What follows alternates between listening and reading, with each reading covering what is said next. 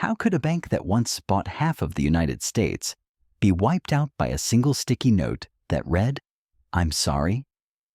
This is Barings, a financial dynasty once known as the sixth great power of Europe. Standing shoulder to shoulder with the world's mightiest empires, they were Napoleon's creditors, the financiers of the British Empire's wars, and the architects behind the Louisiana Purchase that doubled the size of the U.S. Yet, 233 years of glorious legacy vanished overnight. It wasn't war or a global economic crash that killed them. It was a $1.4 billion black hole created by one 28-year-old employee, Nick Leeson. This tragedy wasn't just a financial fraud. It was a brutal lesson in aristocratic arrogance, where London's elite willfully ignored every red flag in exchange for massive bonuses, while a young trader was secretly robbing the bank from the inside. Today, we dive into the journey from the peak of global power to the ultimate abyss, the fall of Barings Bank. This tragedy confirmed the fatal lesson the bank learned a century earlier when it was first rescued: the birth of moral hazard. To truly understand the sheer terror and the systemic impact of this annihilation, we must first appreciate the monumental scale of the empire Leeson brought down. This bank was not built on the grit of coal mines or the smoke of factories. The Barings family, unlike those colossal European dynasties whose names are synonymous with the grit of steel or the smoke of the factory floor, etched their legacy not in iron, but in paper.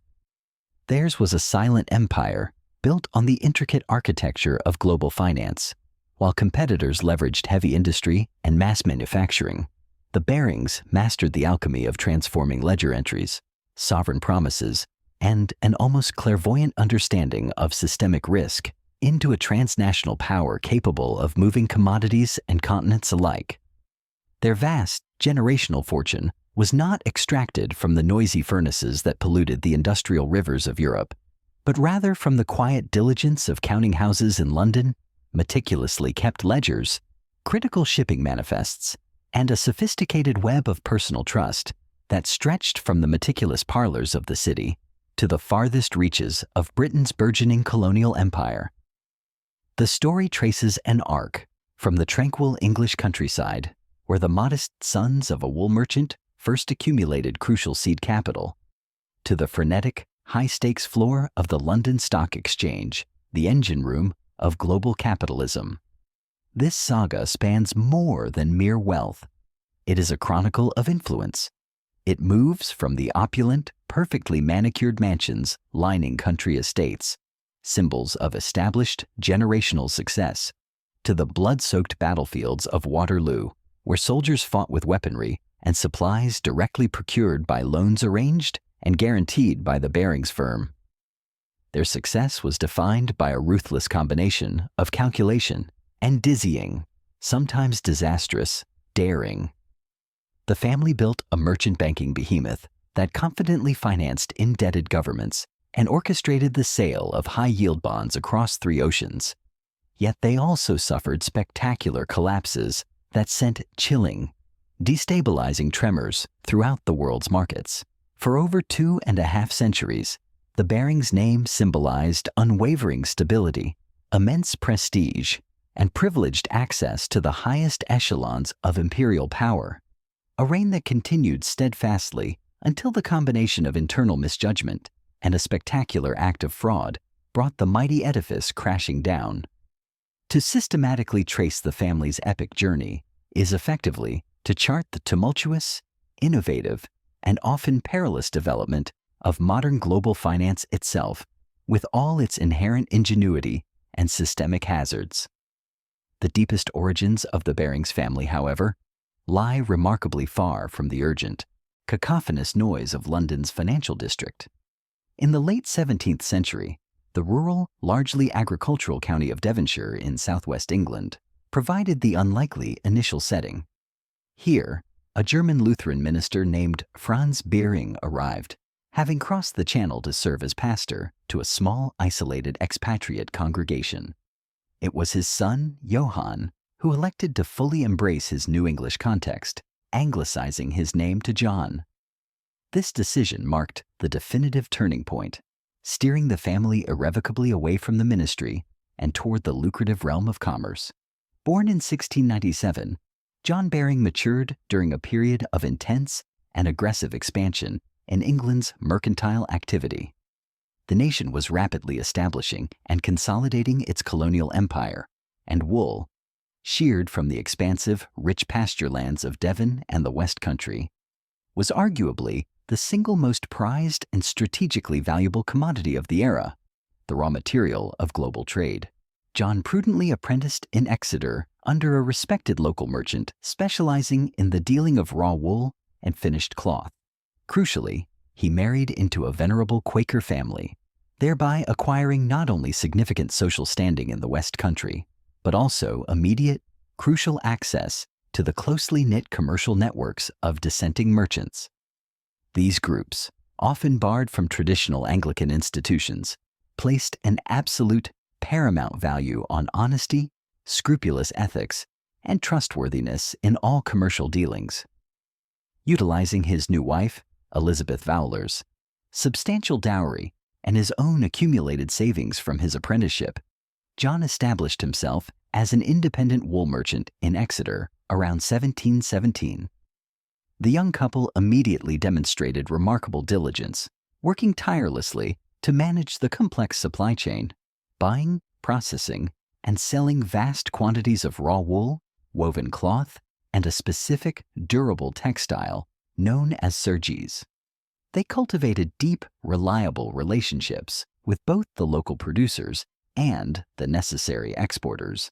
Their unceasing industry and meticulous attention to detail quickly paid dividends. By the mid-1720s, John Baring had constructed a respectable and highly solvent business.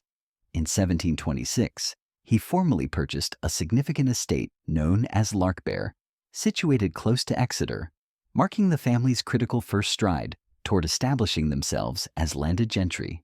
The Barings were no longer merely itinerant, risk-taking traders operating on marginal capital.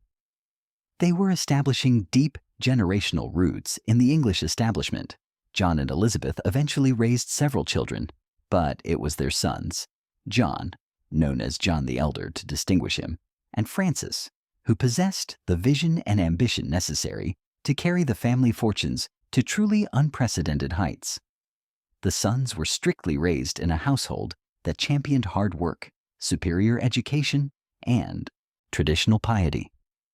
They were carefully apprenticed within their father's thriving enterprise, learning the nuanced arts of negotiation, accounting, and capital management from a remarkably young age. As the brothers matured, the fundamental structure of commerce in Great Britain was undergoing a tectonic shift. London was rapidly solidifying its position as the undisputed center of global finance. Simultaneously, traditional merchant houses began evolving into far more sophisticated operations that dealt primarily in complex instruments like bills of exchange and various credit instruments, gradually displacing the simpler, less efficient process of direct barter. Francis, sensing a paradigm-shifting opportunity that dwarfed the confines of the provincial wool trade, journeyed to London in the early 1750. There, he secured a prestigious apprenticeship with Hope and Company, an immensely powerful Dutch banking house that maintained a dominant presence in the city. Hope and Company served as Francis's rigorous introduction to the sophisticated world of international high finance, training him in the delicate arts of discounting bills of credit, arranging large-scale insurance for risky shipping ventures, and discreetly dealing with the financial needs of foreign governments. The young Francis quickly absorbed the core practices and stringent ethical codes of elite merchant banking, the absolute, irreplaceable importance of an unblemished reputation, the critical necessity of maintaining deep, flexible liquidity, and the subtle, demanding art of accurately assessing the solvency of distant, often unknown traders. After several intensely formative years, he returned to Exeter, utterly convinced that the Barings enterprise must radically pivot its focus toward finance. His elder brother John, shared this powerful, transformative vision. In 1762, combining the substantial capital accumulated from their father's long career in wool profits with the mother's famously prudent and cautious management of the family wealth, the two brothers formally established the partnership of John and Francis Baring, merchants in London. Their modest initial office at Mincing Lane, a hub associated with colonial goods and shipping, signaled their quiet but determined entry into the complex competitive world of merchant banking. London in the middle of the 18th century was an explosive hive of financial opportunity. The expanding British Empire was relentlessly embroiled in costly conflicts. First, the War of the Austrian Succession, and subsequently, the enormous 7 Years' War, both of which consumed vast, unprecedented sums of money. Governments and merchants alike were desperately short on liquid credit. Furthermore, the East India Company's continually expanding trade with India and China necessitated colossal amounts of financing for voyages, enormous cargoes, and mandatory insurance coverage. The Barings brothers shrewdly positioned themselves directly in the churning center of this burgeoning capital market. They did not operate as bankers in the modern retail sense, taking public deposits and extending individual loans to the populace. Instead, they functioned as true merchant bankers, simultaneously part traders, part financiers, and part brokers. They vigorously bought and sold bills of exchange, which were essential instruments allowing merchants to settle debts across long geographical distances without physically moving specie. They directly financed cargoes of vital colonial goods, tea, sugar, indigo, and tragically slaves. They purchased specialized goods on commission for wealthy clients abroad and sold manufactured European goods into burgeoning colonial markets. Critically, they extended substantial credit to national governments, including the British and the Dutch, leveraging their own capital and strategically borrowing money from established European houses. The brothers understood implicitly that their single most valuable asset, transcending all physical capital, was their reputation. In an era when transcontinental communications were painfully slow and formal law enforcement was notoriously weak, the absolute reliability of a merchant's word determined whether other vital institutions would extend credit. John and Francis were scrupulous to a fault about honoring every commitment. Letters preserved from Francis reveal his intense concern with the moral character of potential clients. He habitually refused business with partners he deemed overly speculative or fundamentally unreliable, even if the immediate, tempting profits were astronomical. This strategic conservatism, married to a robust appetite for well-analyzed calculated risks, allowed the firm to expertly navigate through the dangerously volatile markets of the late 18th century. Success inevitably bred greater ambition.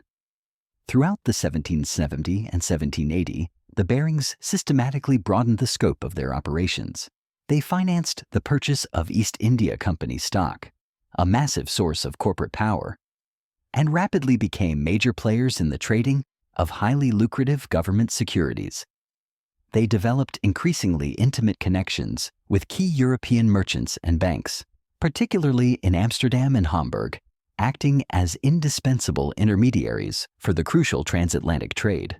When the American colonies revolted against British rule, the Barings' balance sheet suffered remarkably little damage.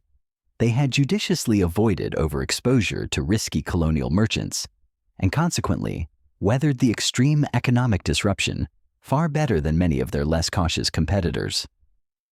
By the late 1780s, John and Francis Baring had blossomed into one of London's most respected and solvent merchant houses. The company's network of trusted correspondents ranged from the burgeoning port of Boston to the wealthy commercial hub of Bordeaux, and from Calcutta, Kolkata to Copenhagen. This blend of theoretical brilliance and immense capital accumulation prepared Barings for the greatest test of all, the Napoleonic Wars.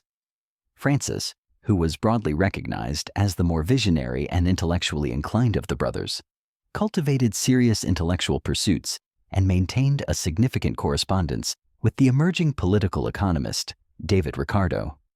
He authored complex essays on the fundamental nature of credit and the optimal functioning of banks, demonstrating a profound theoretical grasp of the new financial world he was actively shaping. He articulated the belief that banks were essentially money brokers, and that rigorous, careful management of capital could, in fact, stabilize the entire national economy. His progressive ideas and the exceptional performance of his firm collectively earned him a coveted seat in Parliament and a directorship appointment at the powerful East India Company. The once simple wool merchant family had decisively ascended to the ranks of the powerful merchant aristocracy. Before the grand halls of London, the true foundation of the Baring fortune lay in the unforgiving currents of the Atlantic, financing the triangular trade. The capital was, in a dark sense, stained. However, the foundation of this aristocratic ascent rests on a dark, undeniable truth about 18th century capitalism. Baring's true seed capital was amassed from the far darker side of global trade, the Atlantic slave trade. Historical records show the Baring Company acting as financiers, insurers, and agents for slave voyages, generating a massive three-part profit from financing the ships, underwriting the cargo, and selling slave-produced goods like sugar and cotton. The immense profits derived from human suffering were then strategically obscured by Francis's patriotic role as the financier of Britain's wars. This massive, blood-stained capital foundation gave the firm the liquidity and the unprecedented audacity to tackle the world's most colossal financial operations, starting with North America. In 1800, following decades of impressive, sustained growth, John and Francis Baring was formally reconstituted as Baring Brothers and Company, a structure reflecting a broader and deeper family involvement. The firm's operational capital now included significant contributions from the next generation, notably Francis's sons and John Baring's sons. This moment marked the crucial transition from a dynamic partnership managed primarily by two founding brothers to a true, enduring family enterprise designed for perpetuity. The Barings established their permanent headquarters at 8 Bishop's Gate, strategically located near the Royal Exchange, the beating heart of the city. From this powerful epicenter, they would soon orchestrate some of the most colossal financial operations of the entire 19th century.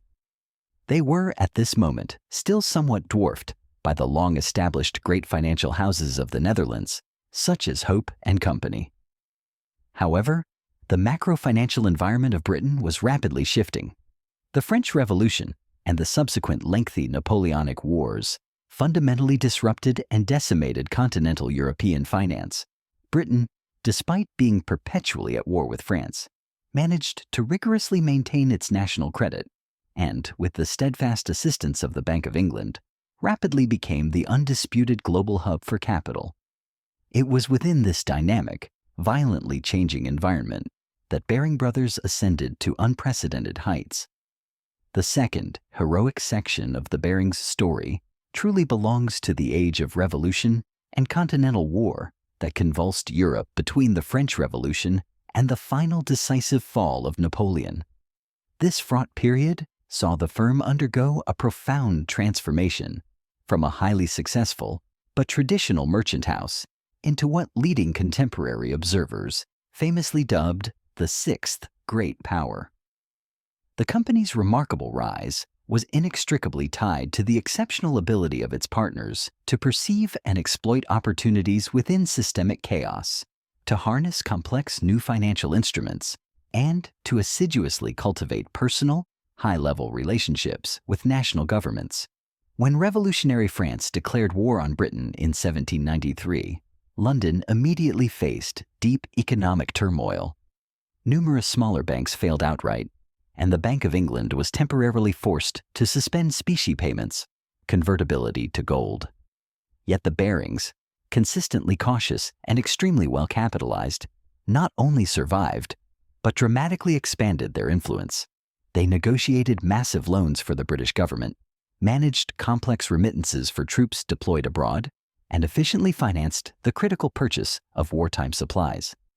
More significantly, they began systematically dealing with foreign governments directly.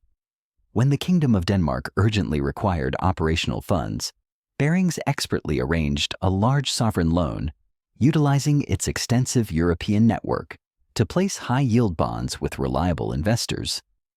These pioneering sovereign loans were small compared to later endeavors, but they permanently established Barings as the dependable preeminent intermediary between cash-strapped rulers and the critical capital markets. This massive, blood-stained capital foundation gave the firm the liquidity and audacity to tackle the world's most colossal financial operations, starting with North America.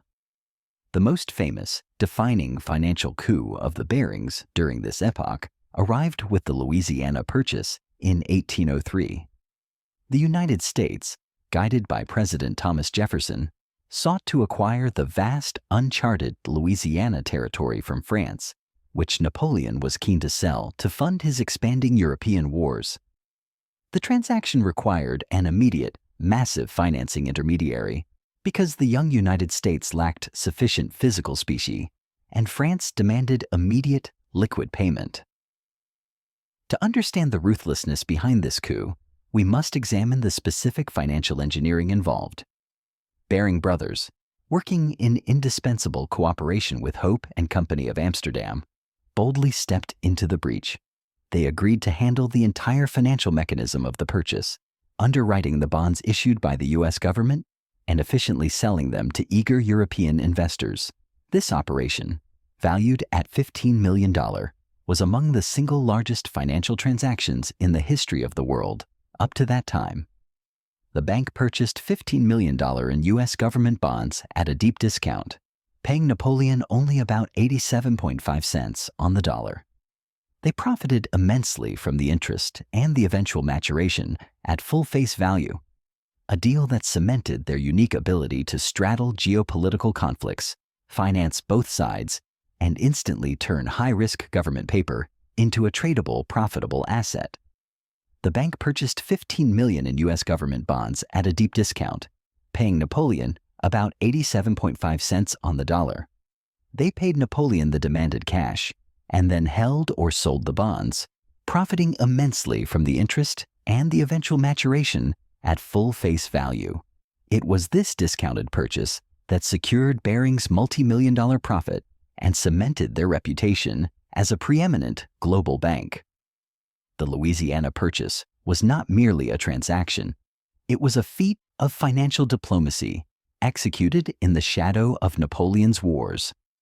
Alexander Barings literally secured an empire for a nascent republic, rewriting the map of the world. It irrevocably cemented Barings' reputation as the preeminent intermediary for colossal international deals. The immediate profits were substantial, but the accompanying prestige was absolutely priceless. The Louisiana Purchase effectively doubled the size of the United States and permanently altered the course of world history. The Barings name would forever be linked to this transformative event. Francis Baring, who had been granted a baronetcy in 1793 and was now Sir Francis, had brilliantly positioned his family enterprise as the preferred banker to nations. As the Napoleonic Wars dangerously intensified, Barings' deep involvement in government finance only escalated. They financed not only the British government, but critically, Britain's key continental allies, Portugal, Sweden, and especially Russia, increasingly turned to London for vital loans, and Barings frequently led the syndicates that arranged these massive bond issues. The firm's partners traveled extensively and secretly, meeting directly with foreign ministers and monarchs, meticulously assessing the creditworthiness of entire nations and negotiating highly complex terms. The partners were thus forced to be diplomats as much as they were bankers. They had to expertly judge whether politically unstable governments would truly honor their debts, whether the political situations in borrower countries were sufficiently stable to warrant investment, and crucially, whether investors would purchase the bonds at yields that ensured profitability. The inherent risk was enormous. A failed regime could suddenly leave Barings holding worthless paper. But the potential rewards were commensurately high. Barings were not just lucky speculators. They were pioneering intellects who used empirical analysis to stabilize markets. Francis Baring maintained an extensive correspondence network with leading economists like David Ricardo. The firm systematically collected and aggregated granular statistics on trade flows, tracking everything from Baltic timber output to South American silver production, to predict shocks and resist the temptation of short-term speculative manias. This unparalleled blend of theoretical brilliance and ruthless financial muscle prepared Barings for the greatest, most chaotic test of all, the final, definitive phase of the Napoleonic Wars. In the early 19th century, sovereign bonds were rapidly becoming among the most lucrative financial instruments, particularly as Britain emerged increasingly victorious and the value and credit of its currency rose globally.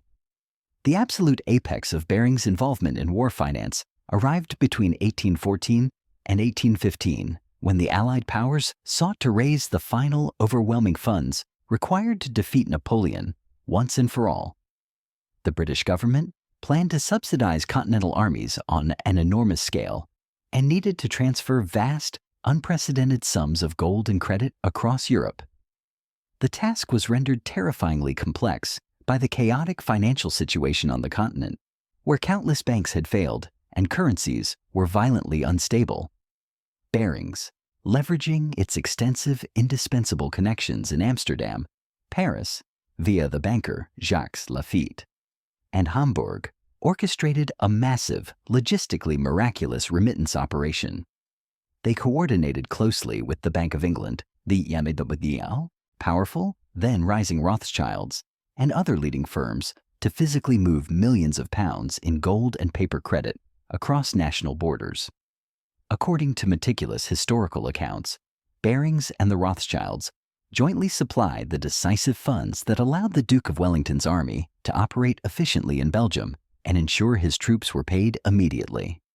The subsequent victory at Waterloo in June 1815, justly celebrated for concluding 2 decades of continental war, was tangibly financed, in part, by Barings' money. Contemporary pamphlets were quick to credit the firm with playing a strategic role akin to that of a government ministry. The British Foreign Secretary himself referred to Barings as a power to be consulted.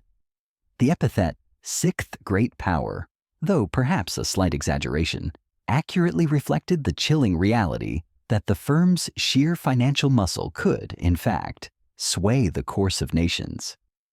Financial power, however, brought with it inevitable public scrutiny and profound risk. After the conclusion of the wars, the European powers, along with the newly independent nations, sought to rapidly reconstruct and expand their economies. Governments began issuing far more bonds, sometimes with alarming irresponsibility.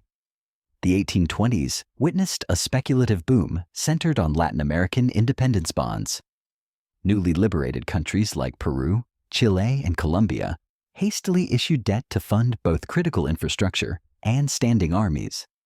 Investors in London, suddenly flush with savings and aggressively seeking high returns, eagerly snatched up these securities. Barings, alongside other leading houses like the Rothschilds and Goldsmiths, underwrote major bond issues for these emerging nations. At first, the profits seemed trivially easy. The bonds sold quickly, often at inflated prices. But the underlying fragile economies were fundamentally unstable, and the governments frequently either defaulted outright or postponed critical payments. The inevitable bubble burst catastrophically in 1826, leading to a widespread financial panic. Several prominent merchant banks failed, and countless individual investors were ruined. Barings, owing to its rigorous adherence to prudent reserves and highly diversified operational portfolio, survived intact. However, its partners immediately recognized the systemic dangers inherent in speculative lending. Sir Francis Baring had died in 1810, and leadership had passed to his capable sons, Thomas and Alexander, who were now forced to expertly navigate the harsh, post-war financial reckoning. They immediately tightened credit standards and dramatically reduced exposure to highly volatile, high-risk borrowers. The firm's remarkable ability to successfully weather the Latin American crisis without severe damage only added substantially to its already formidable reputation for unwavering caution. By the 1830s and 1840s, Barings had settled into a sustainable rhythm, the leading house for sovereign finance and crucial international trade. The partners skillfully cultivated enduring relationships with governments across the globe, including the rapidly industrializing United States, the fading Ottoman Empire, and various major European states.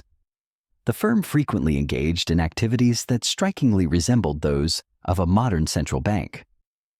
For instance, it often effectively acted as the exclusive banker for the United States when that country was without a formal national bank. In 1835, when President Andrew Jackson strategically dismantled the Second Bank of the United States, the U.S. government desperately required a reliable institution to manage its British debts and expenditures.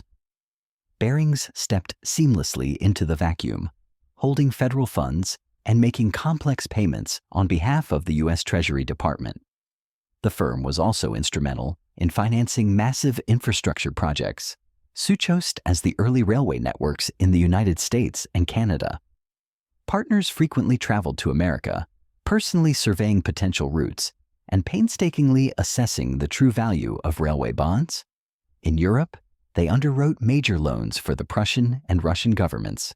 Their extensive network of correspondence stretched deep into Asia through various specialized agencies that purchased local commodities and sold sophisticated manufactured goods. The firm's unique capacity to proficiently operate across so many disparate spheres made it an unparalleled entity. During this vibrant era, the distinct personalities of the partners fundamentally shaped Barings' corporate culture. Alexander Baring, who attained the title Lord Ashburton upon marrying into the influential aristocratic Bingham family of America, was a formidable politician and renowned negotiator. He served actively in Parliament and was ultimately appointed to the House of Lords. Most famously, he negotiated the critical Webster-Ashburton Treaty of 1842, which successfully settled the protracted boundary dispute between Maine and Canada and crucially prevented a potential war between the United States and Britain. His direct, high-level involvement in politics perfectly reflected the manner in which the Barings family naturally straddled the realms of commerce and international statecraft. Thomas Baring, another son of Sir Francis, was more reserved and less visible, but was deeply versed in financial theory. He managed the firm's highly complex daily affairs and ensured its voluminous books remained rigorously in order. Younger partners, such as Joshua Bates, an exceptionally talented American, brought into the partnership in 1828, and Henry Baring, significantly expanded the firm's commercial reach across the United States and Europe. Bates, in particular, dramatically strengthened ties with American clients and aggressively encouraged the firm's foundational investment in lucrative U.S. railroads. This deliberate mixture of trusted family members and carefully selected, highly skilled outsiders provided Barings with both essential institutional continuity and necessary fresh commercial perspectives.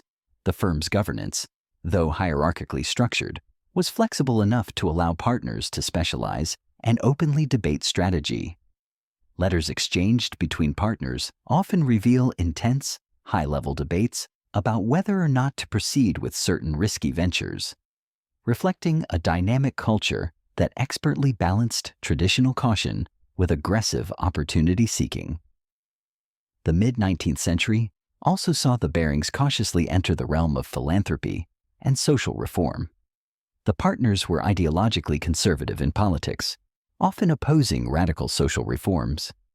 They held an almost religious belief in the sanctity of contracts and the essential stability provided by established institutions, yet they were not indifferent to the severe social problems of the age. Thomas Baring served prominently as a director of the Bank of England and leveraged his immense influence to advocate for proactive measures designed to prevent devastating bank runs and protect vulnerable small depositors. Alexander Baring funded schools in his native Hampshire, and supported the construction of new churches. Most notably, Joshua Bates endowed the Boston Public Library with a colossal collection of books. These actions reflected a profound, paternalistic sense of social responsibility. The Barings, like many of their wealthy class, firmly believed that their great wealth imposed necessary obligations to support the moral and educational improvement of the wider society. The third major phase of the Barings saga was definitively marked by the dramatic expansion of the firm's activities, alongside the simultaneous global expansion of the British Empire during the mid and late 19th century. The Industrial Revolution had utterly transformed the global economy. Railways, rapid steamships, and instantaneous telegraphs dramatically shrank geographical distances. Raw materials flowed relentlessly into industrial Britain, while enormous quantities of manufactured goods flowed out to global markets. The Barings were positioned precisely at the heart of this frantic circulation of capital. They financed complex mining ventures in South America and Australia, vast rubber plantations in Southeast Asia, and tea plantations in India and Ceylon. They underwrote the massive bond issues for the colonial administrations in Canada, India, Egypt, and the Cape Colony. Their operational reach extended into the Caribbean, where they financed sugar and rum exports, and deep into China, where they participated actively and often controversially in the highly profitable trade of opium, tea, and silk. One of the firm's most consequential and ultimately fateful engagements in this period was with the Egyptian government under the ambitious Khedive Ismail Pasha. Egypt, determined to modernize its state and extricate itself from lingering Ottoman control, embarked on hugely ambitious infrastructure projects, including building vast railway networks, complex irrigation systems, and the lavish, world-changing Suez Canal. These projects demanded colossal sums of money. The Khedive turned ravenously to European banks, including Barings and the powerful French house of de Rothschild Frere. The banks arranged immense loans, primarily secured by future revenues from customs duties and cotton exports. At first, the loans appeared manageable. The cotton boom ignited by the American Civil War brought Egypt unexpected windfalls. But as global cotton prices plummeted after the war, and the Khedive's extravagant spending continued unabated, Egypt's finances collapsed into insolvency. By the mid-1870s, Egypt was effectively bankrupt. Barings, deeply exposed due to the sheer size of its loans, was compelled to urgently negotiate with the British government to rescue their investment and prevent a massive write-down. The resulting action was the establishment of the Anglo-Egyptian dual control in 1876, an arrangement in which British and French officials seized control and supervised Egypt's finances. This arrangement eventually provided the pretext for the full British occupation of Egypt in 1882. The Barings' actions thus served as a direct catalyst for imperial expansion. Finance, once again, became a critical lever for political and military control. To truly grasp this claim of sixth great power, consider a deal that secured Britain's imperial lifeline. In 1875, Prime Minister Benjamin Disraeli urgently needed £4 million immediately to secure Britain's imperial lifeline to India by purchasing shares in the Suez Canal Company. He could not wait for Parliament. Barings supplied the entire sum overnight, buying the shares on the government's behalf. This transaction was both a masterstroke and a direct proof of their speed, discretion, and sovereign-level resources. But the Barings' success was not solely built on men's transactions. It relied on an invisible infrastructure of social and emotional capital. Critics questioned whether a single private merchant bank should wield such decisive national influence. The women of the Baring family, formerly excluded from the business, were masters of strategic networking and social engineering. Harriet Baring used her celebrated London salons as tactical command centers, expertly mixing Whig politicians, academics, and colonial administrators to provide her partners with invaluable, unfiltered intelligence, often shaping their strategic policy views. This work was the critical base upon which the visible public achievements of the men were built.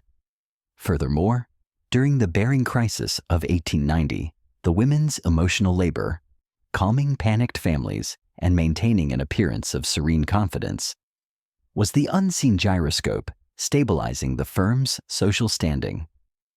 Before we delve into the catastrophic crisis of 1890, the original too big to fail moment that taught Barings its most fatal lesson, take a moment to hit that like button if you're enjoying this deep dive into finance history.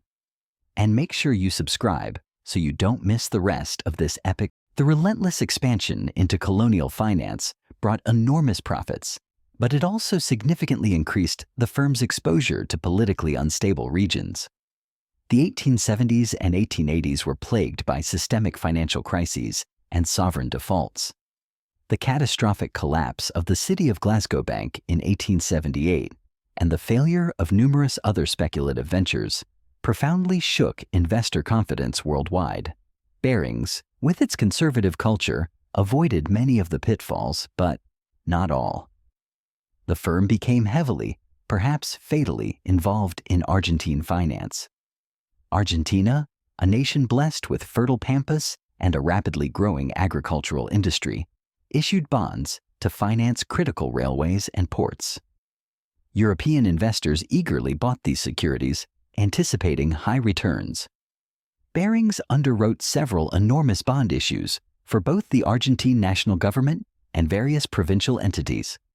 To truly grasp the catastrophic scale of Lord Revelstoke's gamble, we must translate that debt into modern terms. It was a colossal bet. Furthermore, this wasn't just a loan. It was an acquisition of sovereignty. The firm's agents dispatched to Buenos Aires exuded boundless, often reckless confidence. The bank underwrote a staggering £140 million in Argentine bonds, amounting to nearly £23 billion in today's money LLC. Barings used this debt to effectively act as a shadow government. Through debt agreements dictating the country's fiscal policy and controlling foreign reserve, they constantly assured London that Argentina's grain and beef exports would comfortably cover all its mounting debts. By the late 1880s, however, definitive signs of trouble began to emerge. The Argentine government had borrowed far more capital than it could realistically repay, and highly speculative capital had inflated a dizzying property bubble in Buenos Aires. In 1890, political unrest, a rapid-fire run on the national currency, and plummeting export prices triggered a severe crisis. The Argentine government suspended all payments on its debt, causing immediate, widespread panic in London's financial markets. Barings, as the lead underwriter, suddenly faced catastrophic, massive losses. The firm had guaranteed the payment of interest on the bonds and was now legally obligated to make good on those guarantees. Word spread like wildfire that Barings might fully collapse, an event that would immediately trigger bank failures across London and beyond. The potential catastrophe threatened to utterly destabilize the entire credit system of the British Empire. The Bank of England, acutely aware of the existential stakes, intervened decisively. Governor William Lidderdale immediately assembled an unprecedented rescue syndicate that included all other major banks and their chief rivals, the Rothschilds. They formed a massive guarantee fund to cover Barings's immediate liabilities. In exchange for the bailout, Barings's partners were forced to resign their direct control. A new tightly managed company, Baring Brothers and Company Limited, was formally formed to take over the viable business, while the old, disastrous partnership entered liquidation. The crisis of 1890, instantly known as the Baring Crisis, was the Victorian era's foundational version of a too-big-to-fail bailout. The seeds of the 1995 collapse were sown a century earlier in the crisis of 1890. It was the birth of a profound and fatal moral hazard, the conviction that Barings was simply too big to fail. The rescue, while necessary, carried a hidden, devastating cost. It taught the financial system the wrong toxic lesson. It simultaneously demonstrated the systemic importance of Barings and the inherent extreme risks of global finance. The system learned the new toxic rule of moral hazard. If your collapse threatened the system, others would step in to save you. This established a dangerous template where losses could be socialized, but gains would remain private, a precedent that defined finance for the next century. Separated by a century, both men embodied the same fatal flaw, an aristocratic detachment that tragically mistook operational incompetence for cultivated superiority. The devastating aftermath of the Baring crisis permanently reshaped the family and the firm. Some senior partners saw their personal fortunes tragically wiped out. The senior partner, Edward Baring, Lord Revelstoke, suffered crippling reputational damage, but, owing to his titles and land, remained an influential figure in high society, continuing his duties as Lord Lieutenant of Middlesex and his philanthropic endeavors. Beyond the balance sheet, both collapses exacted a devastating psychological toll on the men who watched their legacy dissolve. The rescue saved the system, but the human cost was tragic. Edward Baring, Lord Revelstoke, faced complete ruin. His firm was saved, but the fate of Edward Baring was a tragic testament to the cost of hubris. Lord Revelstoke was personally and publicly humiliated, forced to turn over his personal fortune, grand estates, and title to the bailout consortium. He died a few years later in 1897, a broken and indebted man, a symbol of the immense personal liability inherent in the old partnership model. In 1890, partners were gripped by a potent mix of professional fear, crushing shame, and deep personal guilt. Diaries vividly capture the agonizing, sleepless nights and the dread of public humiliation, knowing their catastrophic misjudgment jeopardized the livelihoods of thousands of unsuspecting clients and employees. A century later, when Leeson's fraud was exposed, Peter Baring and the senior executives suffered profound cognitive dissonance. Their dominant emotions were white-hot betrayal directed at Leeson. The firm, reorganized as a limited company, immediately adopted a policy of extreme caution. He was personally and publicly humiliated, forced to turn over his personal fortune, his grand estates, and his title to the bailout consortium. He died a few years later in 1897, a broken and indebted man. It drastically shrank its balance sheet and fundamentally avoided all sovereign lending to unstable countries. The new board of directors included non-family members who imposed significantly stricter operational controls. For the subsequent decades, Barings would function as a conservative, careful institution, content to handle reliable trade finance, and act as a reliable agent for established governments. The episode, ironically, did not diminish the family's elite social standing. The Barings strategically intermarried with the highest levels of the aristocracy, acquired hereditary titles, and built magnificent country houses that rivaled those of the old nobility. The family tree quickly included numerous lords and ladies, members of parliament, diplomats, and clergy. Their involvement in national politics continued. One branch staunchly supported free trade and liberal reform, while another aligned with the conservative establishment. The Baring family's name remained extremely prominent in British high society, and their extensive philanthropic contributions to education, the arts, and the church cemented their permanent place among the nation's absolute elite. The turn of the 20th century ushered the Barings firm into a world radically transformed by new technology, complex geopolitics, and mounting military tensions. New forms of transportation and communication, such as automobiles, airplanes, telephones, and the radio, accelerated global integration to an astonishing degree. The international gold standard, established toward the end of the 19th century, imposed necessary discipline on currencies, but also dangerously transmitted financial shocks with terrifying speed. Barings, having learned a searing lesson from the 1890 crisis, adopted a policy of rigorous moderation. They continued to finance vital trade and advise governments on financial policy, but steadfastly stayed away from speculative ventures. The firm successfully developed expertise in challenging emerging markets, particularly in Asia and Africa, but rigorously insisted on better collateral and significantly stricter governance controls. In this new era, personal relationships mattered as much as, if not more than, ever before. The partners meticulously cultivated strong ties with the British government, which increasingly relied upon the established merchant banks to discreetly manage its labyrinthine finances. The transition from the 19th to the 20th century brought unprecedented geopolitical and financial pressures, forcing Barings to continually redefine its role as Britain's preeminent merchant bank. During the Boer War, spanning 1899 to 1902, the British government faced the immense task of financing extended military operations in South Africa. Barings stepped in to arrange crucial war loans and efficiently managed the complex system of remittances necessary to pay and supply troops deployed far from home. The firm's long-standing reputation for stability and meticulous management acted as a critical anchor during this period of uncertainty, providing essential reassurance to domestic and international investors that the conflict would not shatter the foundation of British sovereign credit.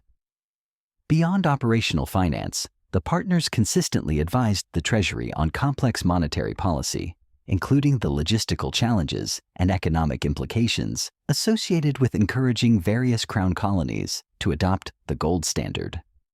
As the British Empire reached its zenith, Barings' position as the trusted financial counselor to imperial administrations appeared unassailable. Yet this stability was violently disrupted by the outbreak of the First World War, which tested the global financial architecture in ways the 1890 Baring crisis could never have predicted. When war commenced in August 1914, the world's major capital markets instantly seized up. Panic spread rapidly. The London Stock Exchange, the heartbeat of global finance, was forced to close its doors for an unprecedented 5 months. There was genuine fear of a widespread banking collapse driven by a physical run on gold reserves. Recognizing the need for absolutely vast, rapid mobilization of capital, the British government turned immediately to the established network of powerful merchant banks. Barings, alongside rivals like Rothschilds, Schroders, and others, formed a formidable syndicate. They organized the initial massive war loans, managed the staggering volume of payments to military suppliers, and coordinated closely with the Bank of England to maintain currency stability and safeguard the increasingly fragile gold standard. For the first time in history, the government flooded the market with large issues of state-backed paper currency, the so-called Bradbury notes.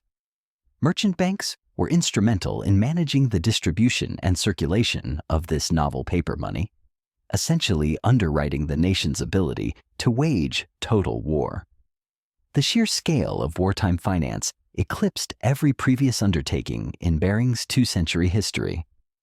Their deep experience with sovereign debt became invaluable, allowing them not only to advise the government on structuring war bonds, but also to effectively market these instruments to investors both at home and across the Atlantic.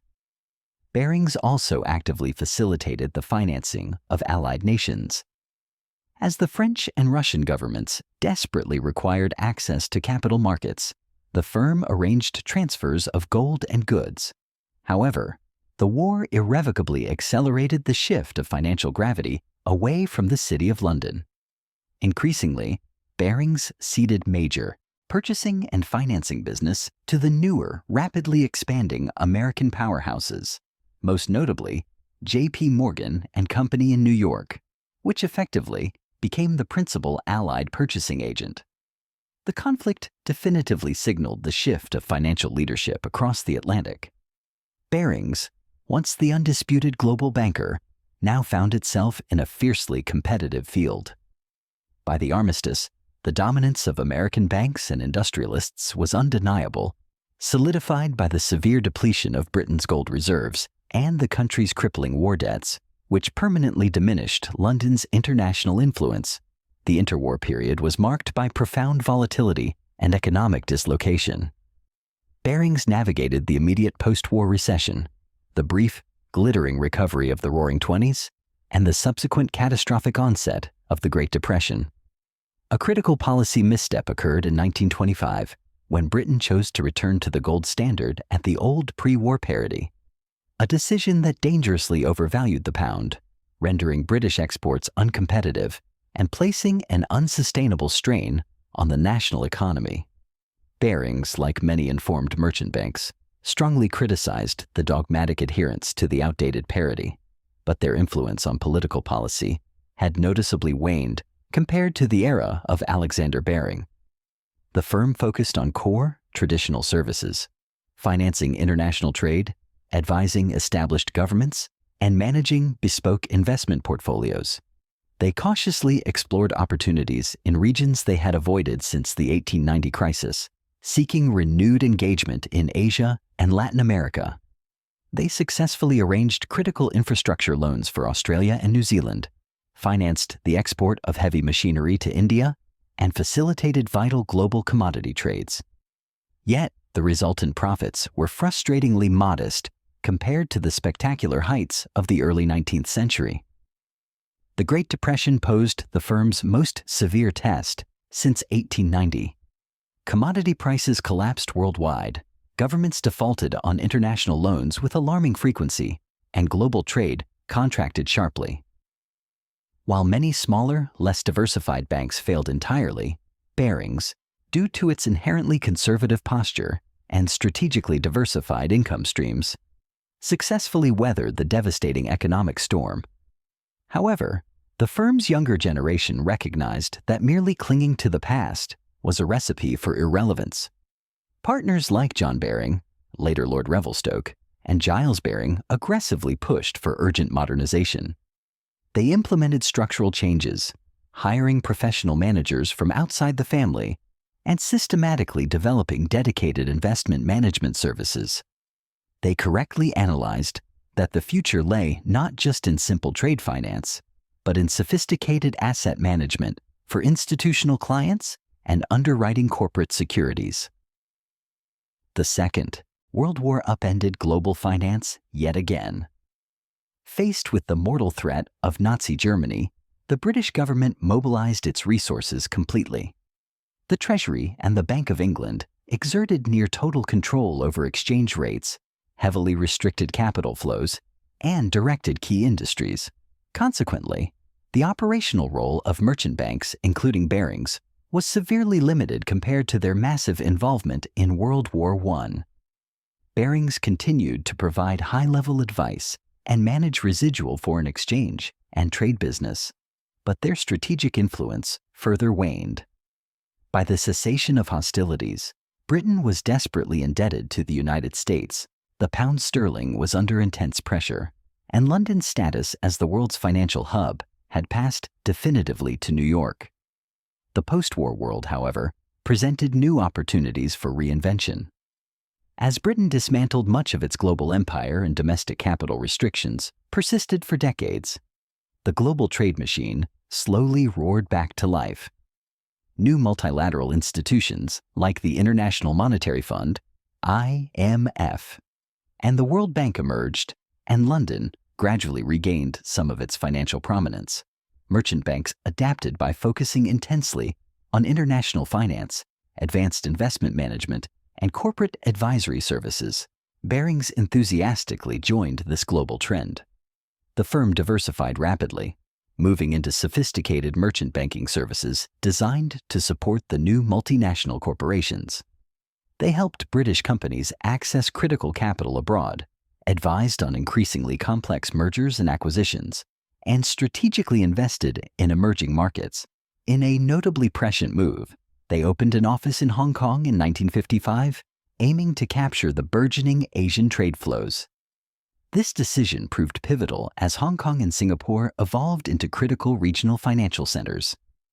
The later decades of the 20th century were defined by the increasing institutionalization of finance. Banks employed large specialized teams of analysts, economists, and traders, and revolutionary new financial instruments, such as derivatives and futures, emerged. Barings, leveraging its history and prestige, sought desperately to keep pace. They aggressively recruited top talent from leading universities and offered competitive salaries. They expanded their investment management division, launching retail mutual funds and pension fund services. They also advised governments on complex privatizations and currency issues. The partnership structure, where profits were traditionally shared based on family seniority, gradually dissolved, giving way to a modern corporate structure where highly skilled professionals who were not family members could rise to the highest echelons. The firm celebrated its bicentenary in 1962 with a blend of pride and characteristic modesty, recognized then as one of the oldest and most respected merchant banks in London.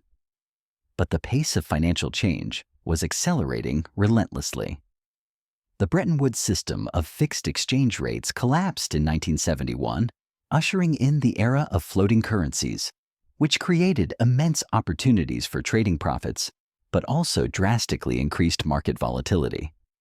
In the 1980s, under the leadership of Chairman John Baring and CEO Peter Baring, the firm expanded aggressively, particularly into volatile bond markets and derivatives.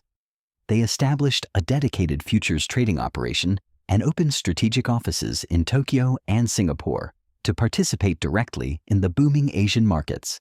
They hired young, ambitious, and highly remunerated traders who pursued maximum profits in the emerging fast-paced markets of foreign exchange and stock index futures. This was a bold and irreversible shift away from the measured, conservative merchant banking culture of the past.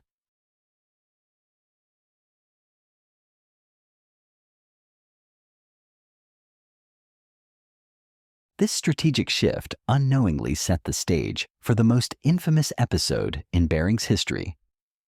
In 1995, the bank suffered a catastrophic collapse after one of its traders, Nick Leeson, incurred massive concealed losses in derivatives trading based in Singapore.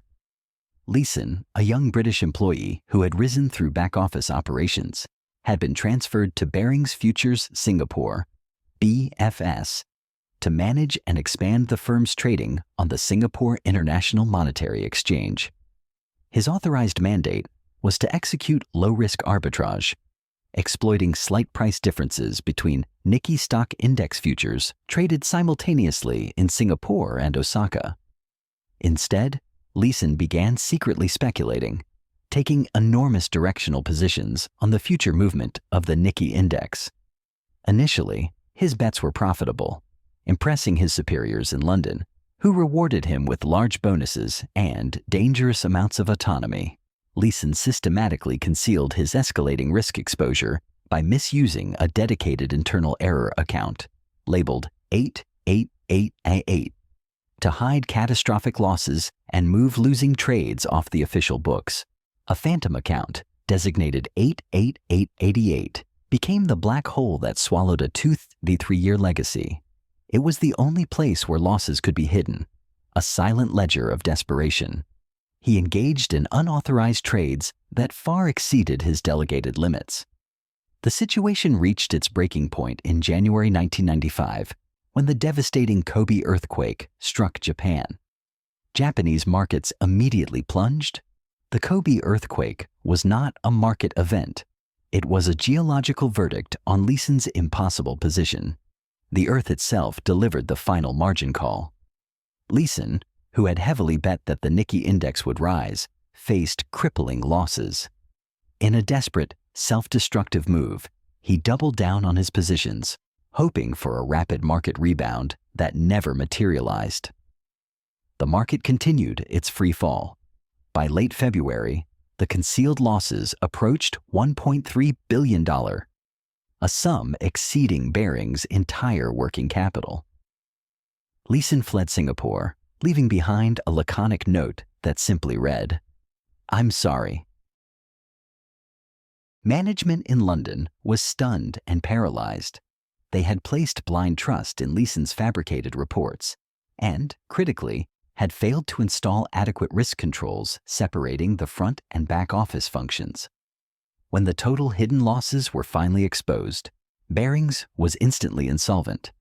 The venerable oldest merchant bank in Britain collapsed within days, catching employees, clients, and global regulators completely off guard. But the true casualties were not the Baring directors. It was the staff, the innocent employees who were waiting for their payday.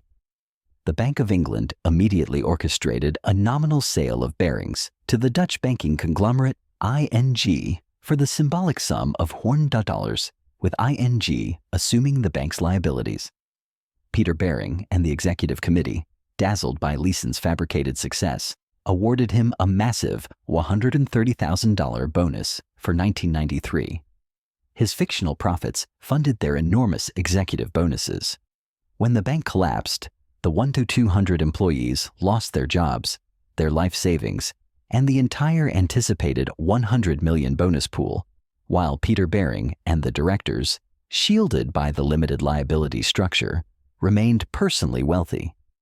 This fact created immense bitterness, a profound sense of betrayal by the aristocracy at the top. The bank's 1 to 200 employees, many of whom had their life savings invested in its stock, lost everything. Just weeks before the collapse, they had been celebrating a record-breaking year and were anticipating a massive £100 million bonus pool. But on February 26th, their bonuses were non-existent and their life savings were wiped out. The collapse was a financial nuclear bomb, and its legacy was global. The collapse of Barings sent tremors through global markets and rapidly spurred fundamental reforms in risk management, internal controls, and regulatory oversight worldwide.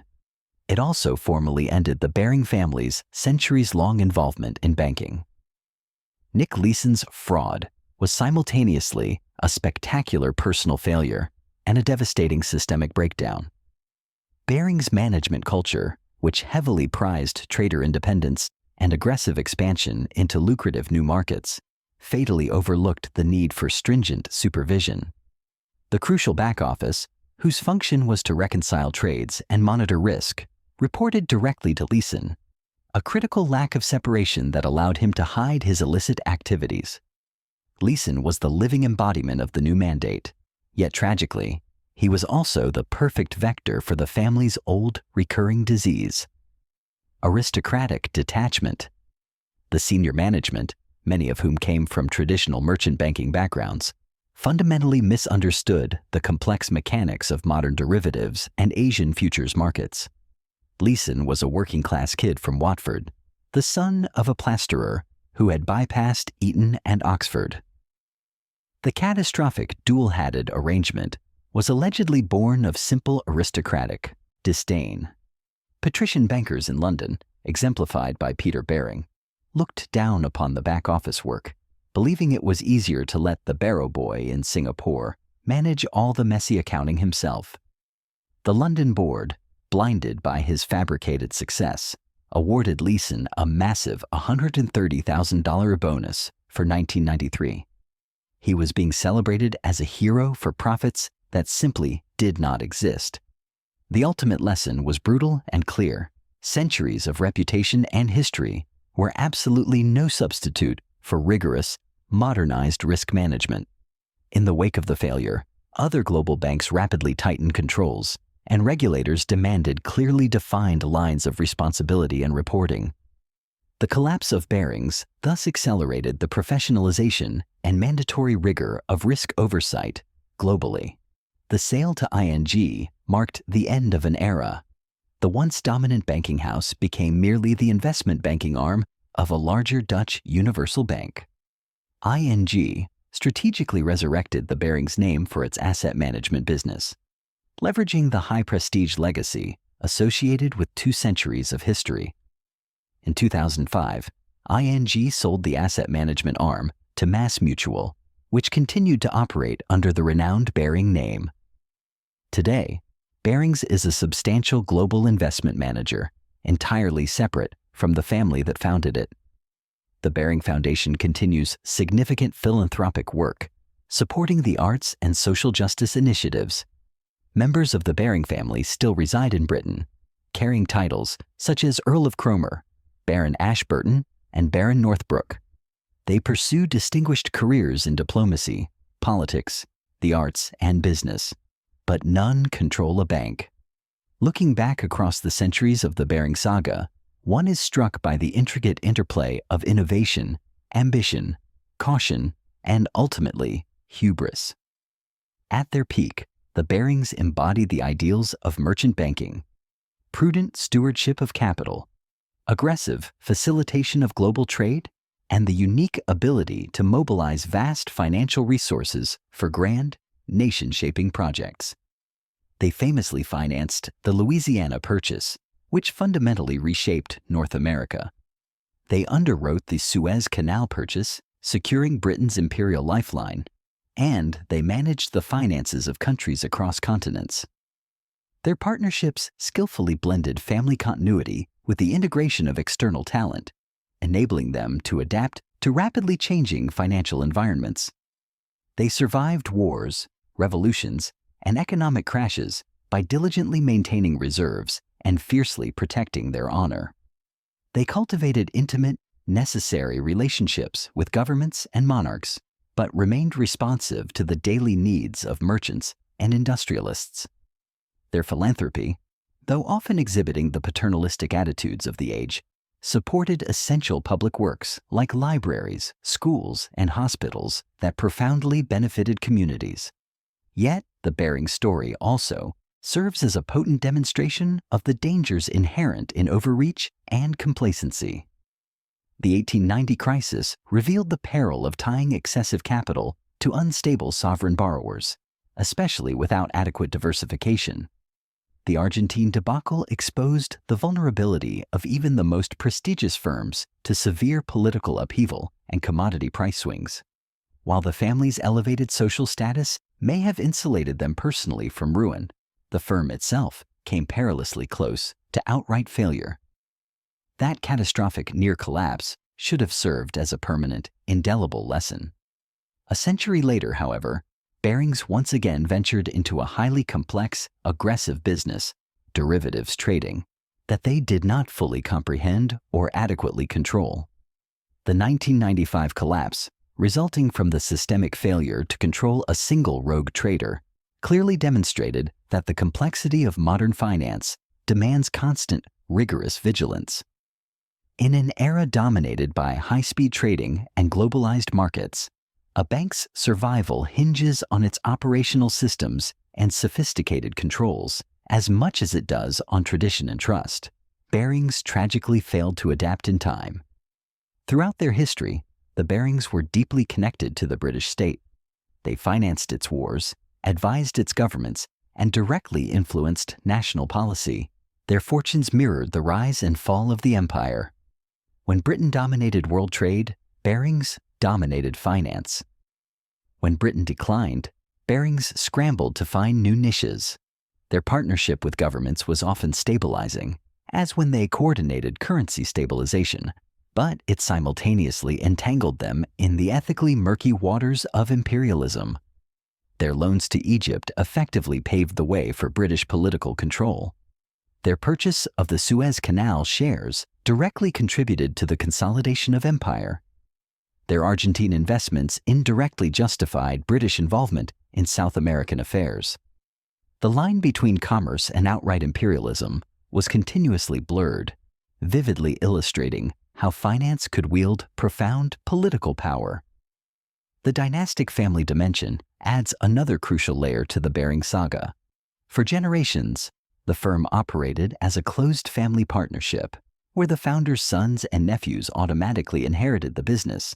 This structure ensured continuity and fostered a fierce sense of personal responsibility among the partners, who literally pledged their personal fortunes to guarantee the firm's obligations. When the firm faced a crisis, the partners risked personal ruin. This alignment of interests generally fostered prudent, conservative management for most of the company's lifespan. But as the firm grew exponentially, it required specialized skills that often lay outside the family tree. It gradually hired more outside professionals and transitioned into a limited company. This transition diluted family ownership and, some argue, diluted personal accountability. By the late 20th century, the Baring family controlled less than a majority of the firm. They served as respected figureheads, while professional executives made the critical, day-to-day decisions. When Nick Leeson's trades went unchecked, it was partly because the culture had subtly shifted from the personal stewardship of the founders to an impersonal, corporate pursuit of maximum short-term profit. Ultimately, the Baring story functions as a perfect microcosm of the evolution of modern finance. It begins with a meticulous wool merchant carefully counting shillings in 1717 and ends with a high-stakes derivatives trader clicking buttons in a distant time zone in 1995. It spans the rise of the nation-state, the Industrial Revolution, the height of empire, two devastating world wars, decolonization, and globalization. Throughout these seismic shifts, the Barings adapted, learned, and sometimes stumbled catastrophically.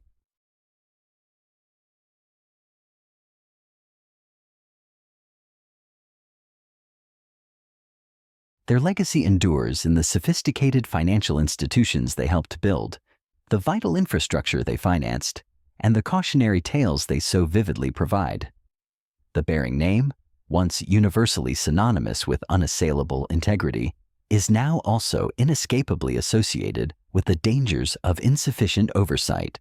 In the world of finance, memory is long. Scholars still debate the moral responsibilities of bankers like Barings in the expansion of imperialism. Politicians cite the 1890 crisis as the quintessential reason for central bank interventions. Risk managers teach the Nick Leeson episode as the classic case study of the rogue trader. And philanthropists draw inspiration from the continuing work of the Baring Foundation. The bank itself died, but the name Barings remains. Its final financial resting place is a long journey from the grand counting houses of London. The company name survives today as Barings LLC, a substantial global asset management firm, now headquartered in Charlotte, North Carolina. This legacy, from London's shadow government to a regulated asset manager in North Carolina, is the final ironic testament to the enduring power of global finance to adapt and reinvent itself. Today, the name Barings endures, far from the grand counting houses of London. The final financial resting place of this empire lies across the Atlantic. The story of the Barings invites us to consider what responsible stewardship of capital truly entails.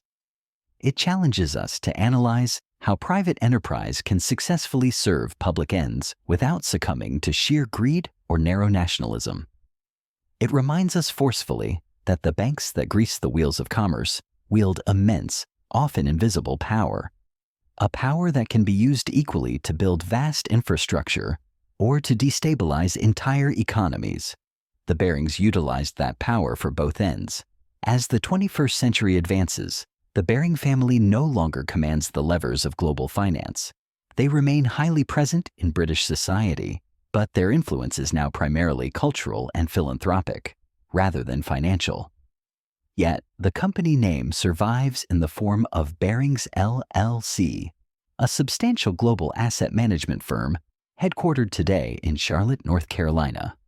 This firm, a descendant in name but not in family, manages billions for clients worldwide, investing in bonds, private credit, real estate, and equities. Its analysts and portfolio managers, perhaps unaware of the intricate details of Francis Baring's 18th century letter books or the high drama of the Argentine crisis, operate in a world defined by algorithms and compliance departments. They still fundamentally rely on trust, the crucial, intangible asset that underpinned John and Francis's first partnership, and they still bear the burden of deploying capital wisely. The Barings narrative, like other great dynastic sagas, is thus both a celebration and a warning.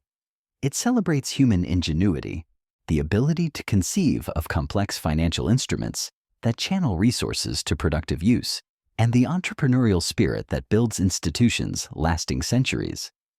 It warns against crippling arrogance, the belief that past success guarantees future safety, and the constant temptation to chase returns without fully comprehending or respecting the risks. It underscores the critical importance of governance, of systems that ensure accountability, no matter how brilliant or charismatic the individuals in charge. Finally, it illustrates the intricate, often fraught connection between finance and society. The decisions made in the counting houses of London ripple outward, affecting farmers in the Pampas, canal diggers in Egypt, soldiers on distant battlefields, and small investors in far-flung towns. A single misstep can reverberate across the globe. A well-timed loan can genuinely change the course of history. The Baring family's story is not over in a spiritual sense. Its profound influences continue to be felt in boardrooms, classrooms, and legislatures. Historians and economists study their extensive archives to understand the fundamental development of capitalism. Philanthropists look to their foundation as a model for utilizing wealth to address social problems.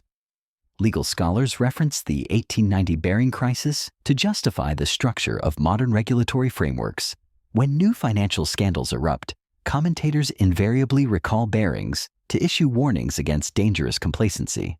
The name endures not only because of a brand that has been bought and resold, but because it stands for a certain combination of high daring and necessary caution. It reminds us that the world's wealth does not simply materialize. It is aggregated, managed, and directed by people who must ultimately answer for their choices. The Barings answered with both phenomenal greatness and spectacular failure. Their journey offers timeless lessons to all who follow. To truly appreciate the depth of the Baring saga, one must venture beyond the corporate ledger books and consider the broader social, cultural, and intellectual currents that profoundly shaped the family's critical decisions. Throughout the 18th and 19th centuries, Europe was undergoing transformative changes. Agricultural innovations dramatically increased food production, allowing populations to surge.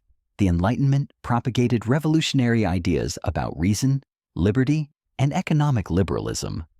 Religious toleration expanded slowly, providing dissenters, like the Baring family's associates, more space to operate. Quakers and other nonconformists, who were often barred from the elite universities of Oxford and Cambridge and excluded from certain high professions, found a highly successful outlet in commerce. The Barings were not Quakers themselves, but they married into influential Quaker families and absorbed much of their distinct ethos: sobriety, meticulous honesty, and a certain austere sense of stewardship.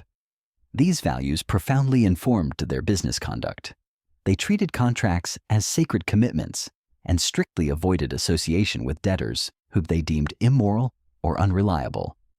In an age when the concept of usury was still highly contested, the Barings skillfully navigated the moral arguments surrounding interest by framing their activities as essential facilitation of trade rather than the exploitation of borrowers.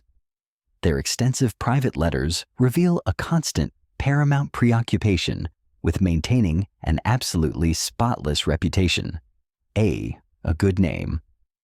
This was paramount because without a good name, they would have had no credit, and a merchant could not rely on distant, unreliable courts to enforce contracts in far-off places. They cultivated this intangible asset with extreme care, understanding it to be their single most valuable form of capital. One cannot overstate the foundational importance of family networks in the Barings' ascent. In the 18th century, long-distance communication was slow, unpredictable, and easily intercepted. Merchants therefore relied heavily on close relatives and trusted associates to act as reliable agents abroad. The Barings, much like the rival Rothschilds and the Hopes, strategically placed family members in crucial locations. Sons, nephews, and sons-in-law were dispatched to financial hubs like Amsterdam, Hamburg, and Livorno to collect timely market intelligence, secure vital cargoes, and negotiate directly with local bankers. This practice offered significant advantages.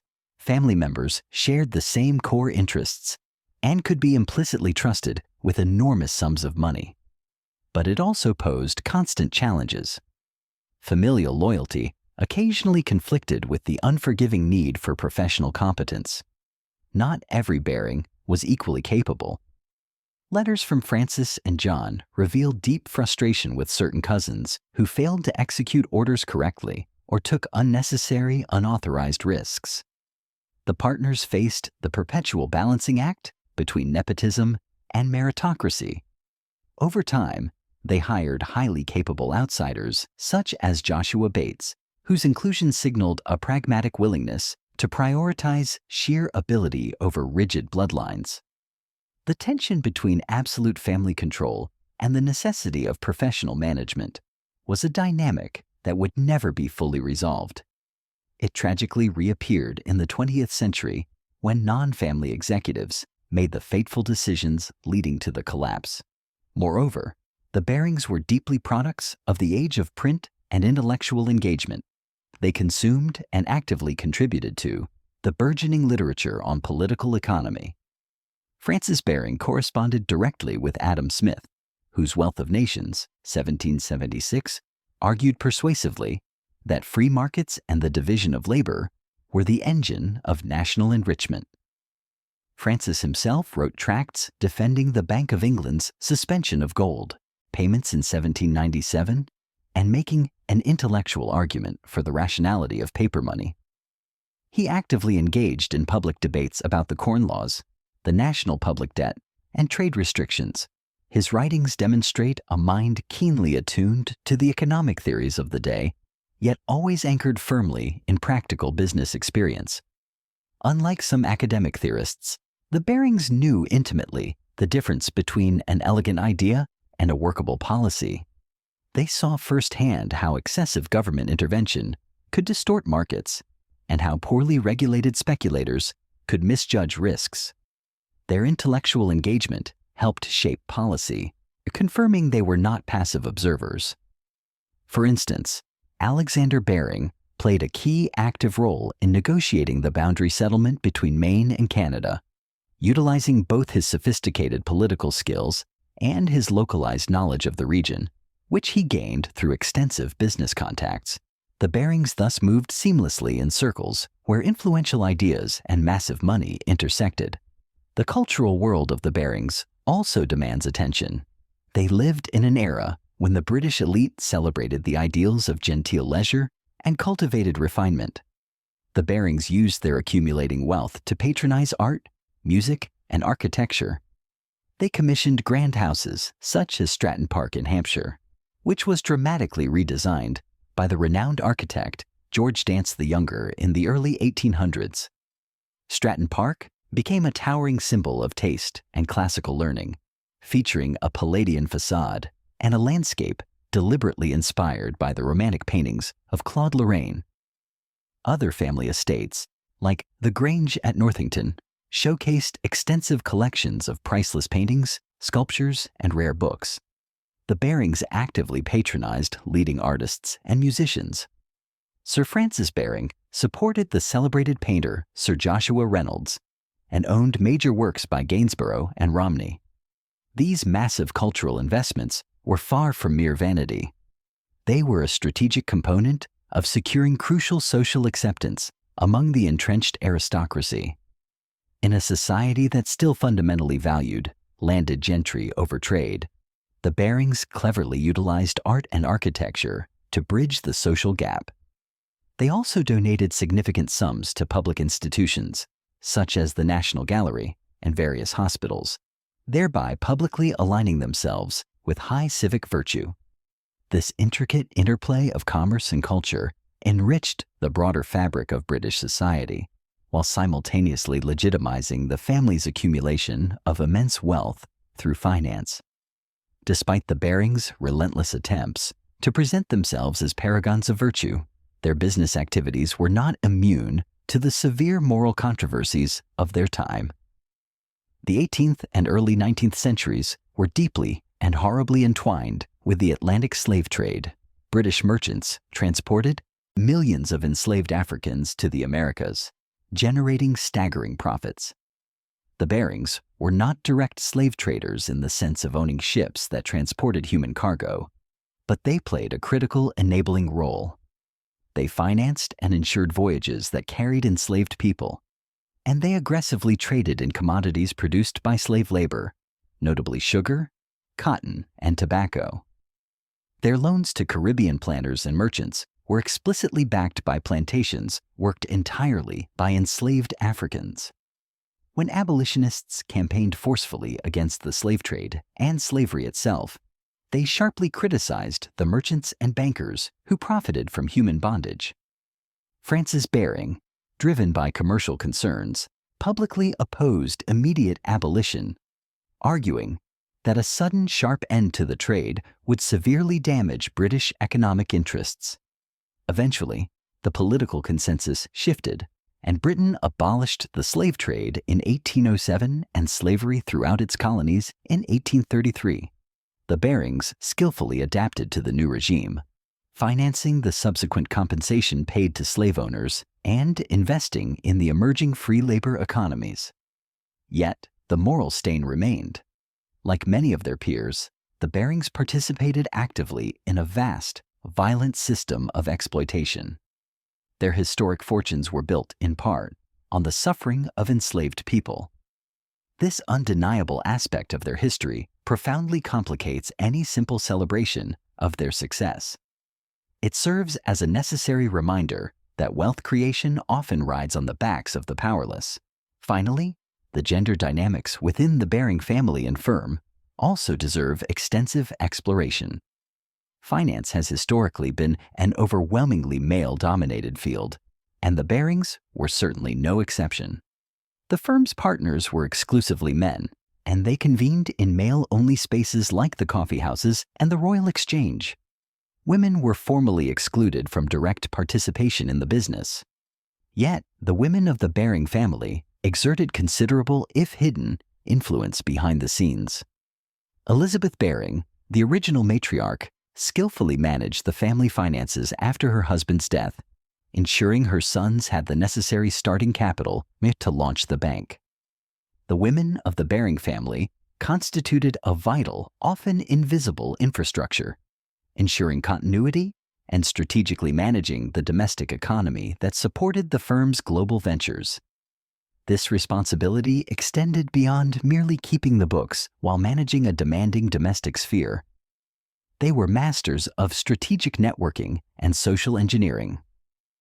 In later generations, Baring women deftly arranged marriages that were less about romance and more about consolidating essential alliances with other powerful banking, political, and landed families, fortifying the firm's status. Harriet Baring, wife of Henry Baring, didn't just host. Her celebrated London salons, held in grand drawing rooms, furnished with continental antiques, were tactical command centers. She expertly curated guest lists, seamlessly mixing Whig politicians, royal academicians, and prominent colonial administrators.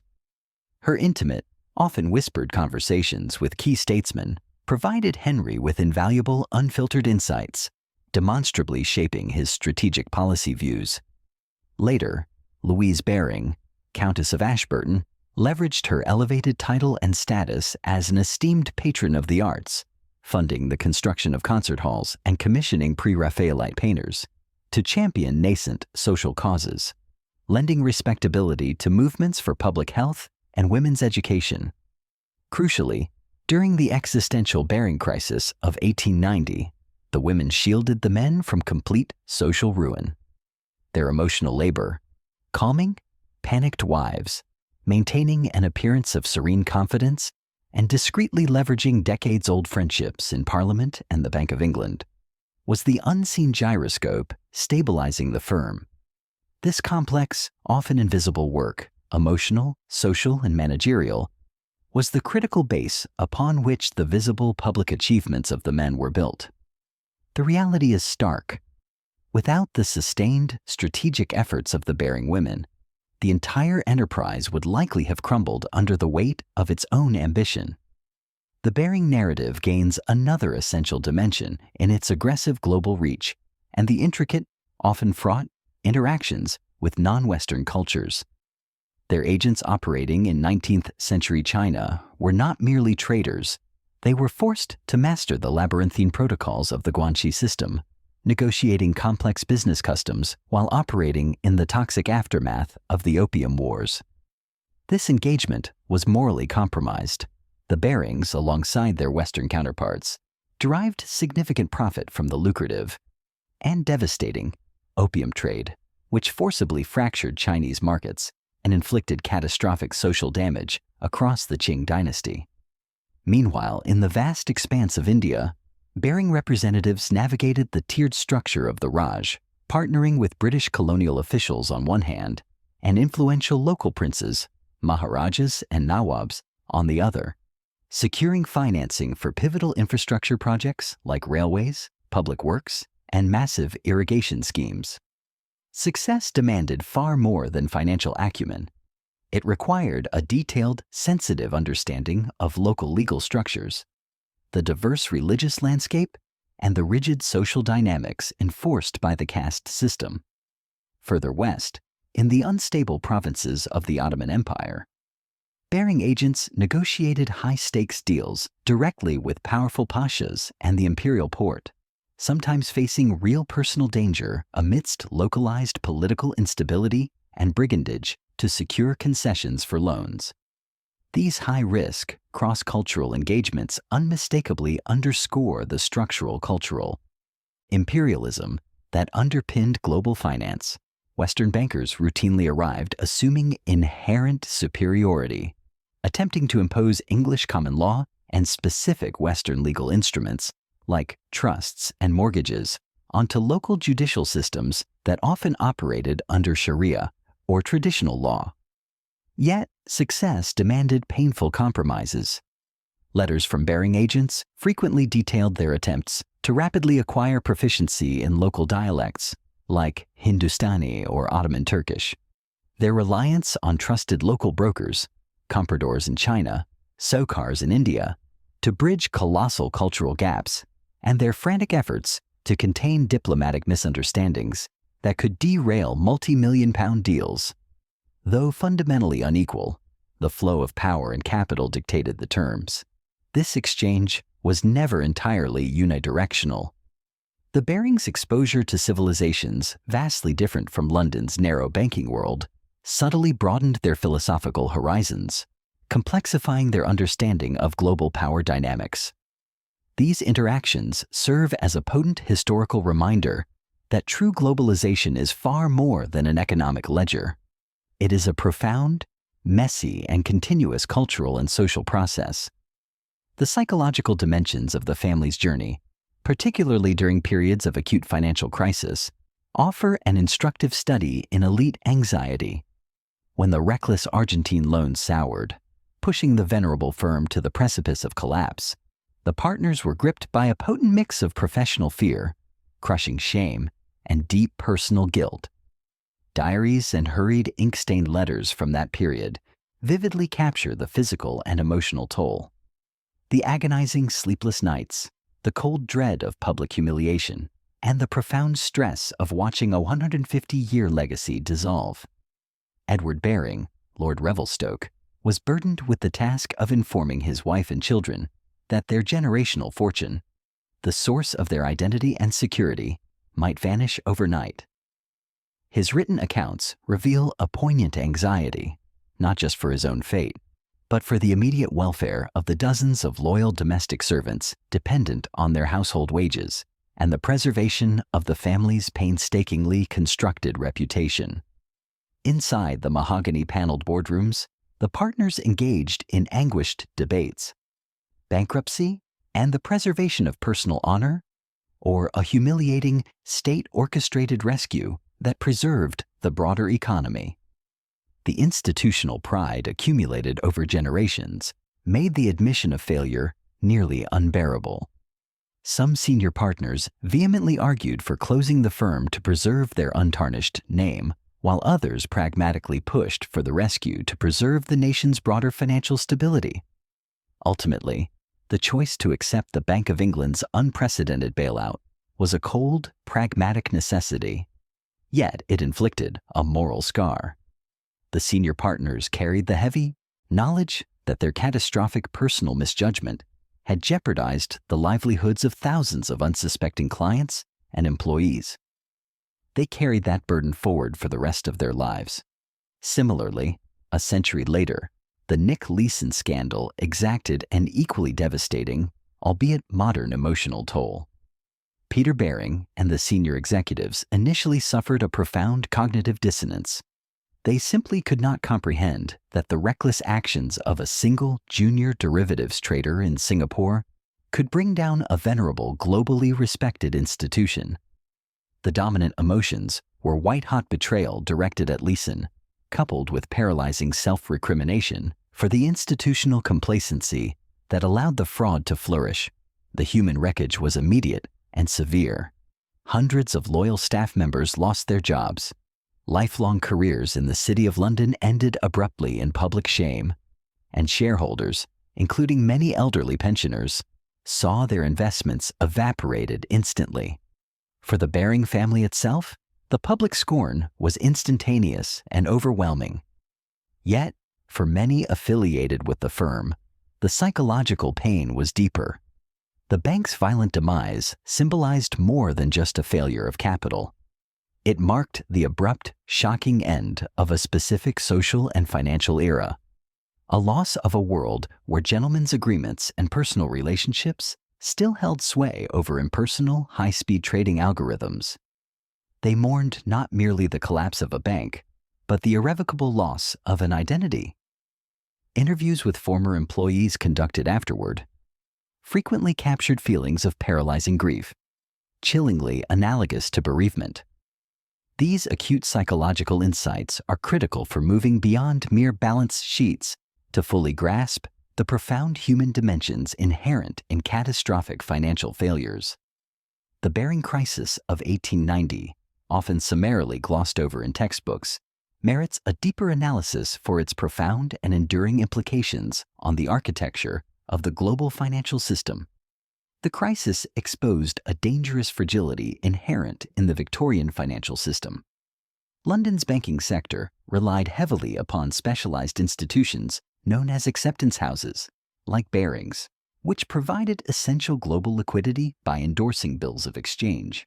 If such a pillar failed, the crucial element of trust that held the entire system together could instantly collapse. William Lidderdale, the astute governor of the Bank of England, recognized this systemic threat and masterfully orchestrated the firm's rescue.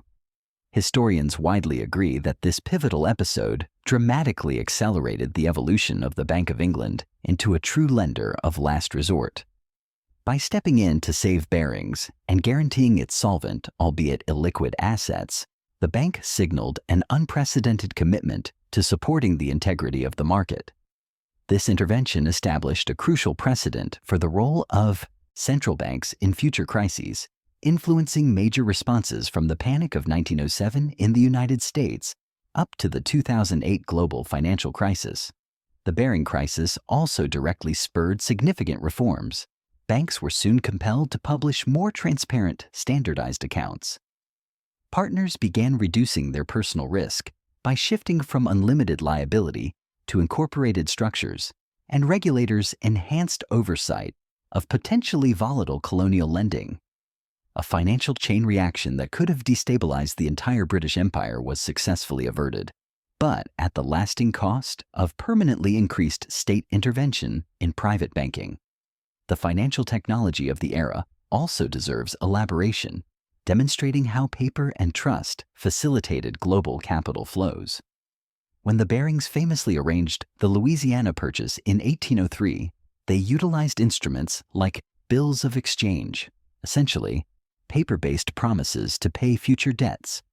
These bills could be endorsed and passed on repeatedly, functioning as a precursor to modern checks and commercial paper. Their value relied entirely on the credibility of the signatory. The Barings, acting as guarantors, provided their unimpeachable endorsement, assuring the skeptical French government that the bonds issued by the young U.S. Treasury would be ultimately honored. The transaction also necessitated the complex transport of physical specie, gold and silver, and the meticulous management of fluctuating exchange rates across three major currencies: pounds, francs, and dollars. The logistics of transferring such vast sums without instantaneous telegraphic communication were daunting. Trusted couriers carried essential paper across the channel. Heavily insured ships carried gold across oceans. Later, when the Barings financed trade in India, they adapted to local customs by using hundi, a local instrument similar to a bill of exchange, allowing them to move funds vast distances without physically moving coin. The evolution of these specific paper instruments, where each piece represented codified trust, laid the essential groundwork for modern finance and testified to the reliability of the underlying network. The interplay between Barings and emerging states in Latin America and the Caribbean is another rich area of study. Following the Napoleonic Wars, Spain's exhausted colonies fought bitter wars for independence. The newly formed republics lacked infrastructure and desperately needed capital. British merchants, sensing immense opportunity, were eager to flood these markets with goods and bond issuances. Barings conducted careful political analysis, corresponding diligently with agents in Buenos Aires, Montevideo, Lima, and Caracas. They read local newspapers, often laboriously translated, and consulted extensively with diplomats. When Simón Bolívar's forces liberated Venezuela and Colombia, Barings saw profound opportunity but accurately assessed the inherent risks. While many London investors were swept up in naive enthusiasm for these new, free-soil republics, expecting them to instantly emulate the United States, the Barings insisted on ironclad security, demanding pledges of revenue from coastal customs houses or specific commodity exports. They often went further, requiring that the new governments hire British engineers and accountants to oversee projects, thereby imposing an early form of financial tutelage. When the Latin American debt crisis inevitably unfolded, the Barings' exposure was painful, but their meticulous caution prevented it from being fatal. The episode revealed the severe asymmetry of information in early global markets and the ease with which distant investors could fatally misjudge local political and economic conditions. The role of Barings in shaping the nascent American banking system provides yet another layer of complexity. In the early 19th century, the United States desperately lacked a robust, centralized banking infrastructure. The first and second banks of the United States served as proto-central banks, but remained politically volatile. When President Andrew Jackson successfully destroyed the second bank in the 1830s, American merchants and state governments lost easy access to large pools of capital. Barings stepped into this void, acting as a de facto international banker for the United States. They channeled crucial funds to states like Pennsylvania and Maryland for critical internal improvements, canals, turnpikes, and early railroads, often in the form of bonds sold in London. They also efficiently facilitated the lucrative transatlantic trade, buying cotton from southern planters and selling vital manufactured goods. Crucially, during recurrent financial panics, American banks relied heavily on Barings for emergency credit infusions. The partners closely monitored American politics, expressing deep anxiety about the stability of the Union as sectional tensions over slavery escalated. They regularly advised American officials. When influential New York City bankers traveled to London, they unfailingly visited Barings to discuss tariffs, currency standards, and future investment strategies. Thus, the firm operated as a sophisticated bridge between the old world and the new, profoundly influencing economic development across the Atlantic. As the firm's stature grew, so did its physical presence and symbolism. The headquarters at 8 Bishopsgate was far more than a functional office. It was an architectural declaration of enduring stability and prestige. Clients entered through a grand doorway flanked by imposing columns. Inside, junior clerks, first with quill pens and later with fountain pens, meticulously copied outward correspondence and tallied complex ledgers. partners convened in wood-paneled rooms, their serious endeavors overseen by stern, ancestral portraits. The architecture deliberately conveyed an aura of stability and tradition. Employees were expected to dress impeccably and maintain an almost military decorum. Throughout the 19th century, the firm employed dozens of young men as clerks, typically drawn from ambitious middle-class families. They were rigorously trained in double-entry bookkeeping, formal letter writing, and necessary foreign languages. Some successfully rose through the ranks to eventually become partners themselves. The company's culture prized extreme discretion and unwavering loyalty. Clerks were expressly forbidden from discussing business outside the office walls. The pervasive secrecy surrounding the partners' meetings contributed to the aura of mystique that clients found so trustworthy. Simultaneously, the firm was deeply paternalistic. It provided dependable pensions to clerks who served faithfully and offered critical support to the widows of deceased employees. The Barings shrewdly recognized that the longevity of their venerable institution depended just as much on stable, reciprocal human relationships as it did on sheer financial acumen. The importance of fine art and cultural investment within the Baring world was not confined to the walls of private residences, where Italian masters hung next to acquired family portraits. Their engagement was public and strategic. The family actively cultivated an image as enlightened patrons, investing substantial capital in the public arts sector, financing galleries, and supporting crucial theater and opera productions.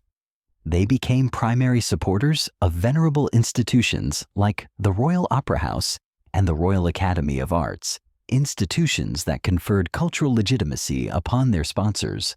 Furthermore, their country seats, such as the magnificent Stratton Park and their London townhouses, regularly functioned as elite salons.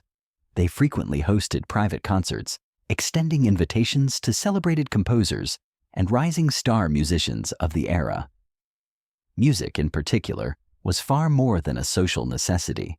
It constituted a profound and shared family passion. 19th-century family diaries frequently document lively evenings dedicated to the disciplined joy of playing chamber music, often involving guests of international repute.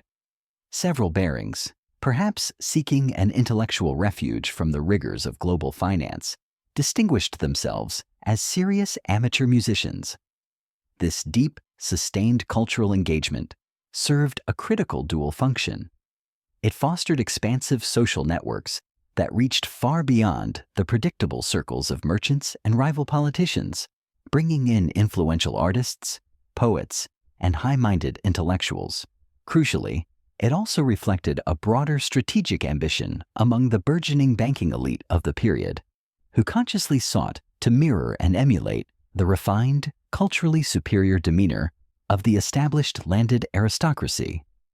The sophisticated blending of industrial-era wealth and high culture created a unique, hybrid identity for the family, one that was neither purely entrenched nobility nor strictly the transactional bourgeoisie of the counting house, but rather a powerful, dynamic entity situated strategically in between. In the machinery of their business, the Barings constantly pioneered and experimented with novel organizational forms designed to manage rapidly expanding global risk. They effectively created partnerships within partnerships, a precursor to modern syndication, to delineate and handle distinct, complex global ventures. For instance, one specialized division would manage the volatile colonial commodity trade. Another, highly compartmentalized group would focus exclusively on the underwriting of European sovereign loans, and yet another would oversee the family's burgeoning real estate and infrastructure investments. This sophisticated early specialization allowed experts to deepen their focus while simultaneously limiting the bank's overall exposure to any single catastrophic failure. Additionally, in a notable innovation, they adopted early forms of profit sharing with key senior employees and partners, a critical mechanism for aligning the incentives of management directly with the firm's long-term success. By the early 20th century, the firm formalized these efforts by introducing structured training programs for new recruits. Young bankers were routinely dispatched on extended rotations to nascent global financial centers, including New York and Tokyo, to gain crucial first-hand knowledge of local markets and international practices. While these organizational innovations were instrumental in sustaining the firm's competitive edge in an evolving global economy, they unintentionally fostered deep operational silos.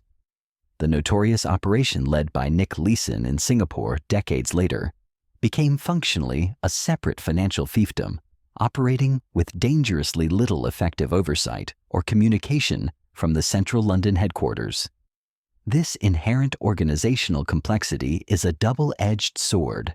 It can represent a formidable strength or a critical vulnerability, entirely dependent on the quality and integrity of communication channels and central control systems.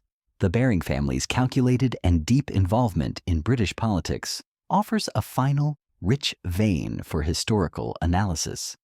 Alexander Baring's elevation to the peerage as Lord Ashburton conferred upon the family a permanent, authoritative seat in the House of Lords.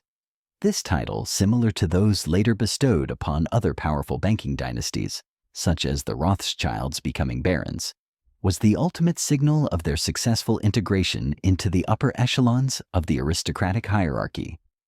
Alexander's son, also named Alexander, pursued a career as a dedicated conservative politician, ensuring the family had a voice on the right. Simultaneously, other ambitious Baring relatives became prominent liberal members of Parliament. The family's influence, thus, spanned a significant portion of the political spectrum, ensuring access and leverage regardless of which party held the majority. They rigorously used their political platform to advocate for policies that benefited their commercial interests, aggressively promoting free trade, opposing what they viewed as radical parliamentary reform, and championing strict fiscal prudence in government spending. They also participated directly in the administration of the sprawling British Empire. Evelyn Baring, the first Earl of Cromer, is perhaps the most famous example. He served initially as the British Controller of Egypt's finances and later, from 1883 to 1907, functioned as the de facto ruler of the country. In this influential role, he brutally implemented strict fiscal austerity measures specifically designed to ensure prompt debt repayment to European creditors who, pointedly, included the Barings themselves. His policies successfully stabilized and improved Egypt's sovereign creditworthiness, but at a severe cost. They entrenched foreign economic control and aggressively delayed essential investment in desperately needed social services and infrastructure for the local population. This direct political involvement underscores the seamless, dangerous process by which powerful bankers moved directly from the plush environment of the boardroom to the administrative colonial office, implementing financial policies that had profound, often devastating, social and political consequences globally. They used their platform to advocate for free trade, oppose radical reform, and promote fiscal prudence. They also participated in colonial governance. Evelyn Baring, the first Earl of Cromer, served as British Controller of Egypt's finances and later as the de facto ruler of Egypt from 1883 to 1907. In this role, he implemented fiscal austerity to ensure debt repayment to European creditors, including Barings. His policies improved Egypt's creditworthiness, but also entrenched foreign control and delayed investment in social services. This direct political involvement underscores how bankers moved from boardrooms to colonial offices, implementing financial policies that had profound social consequences. As we survey the immense, long arc of the Barings' history, we observe a saga inextricably intertwined with almost every foundational event of the modern world, from the tumultuous Napoleonic Wars to the coercive Opium Wars. Their influence spanned the financial implications of the American Revolution, the transformative force of the Industrial Revolution, the monumental financing required for the construction of the Suez Canal, and even the destabilizing shocks that led to the collapse of the Asian tigers' economies in the late 20th century. It is fundamentally a story of how an ambitious family business evolved, through continuous adaptation, into a dominant global financial institution, only to falter dramatically and then finally disperse its assets into a collection of smaller legacy institutions and significant philanthropic endeavors. It is a potent case study illustrating how the world of high finance both shapes and is profoundly shaped by politics, culture, and the currents of broader society. It serves as an essential reminder that beneath the cold calculation of every bond issue and every trade agreement lies a complex, often fraught web of human relationships, ethical dilemmas, and unpredictable historical contingencies. The Barings were undeniably both active agents and passive products of their respective eras.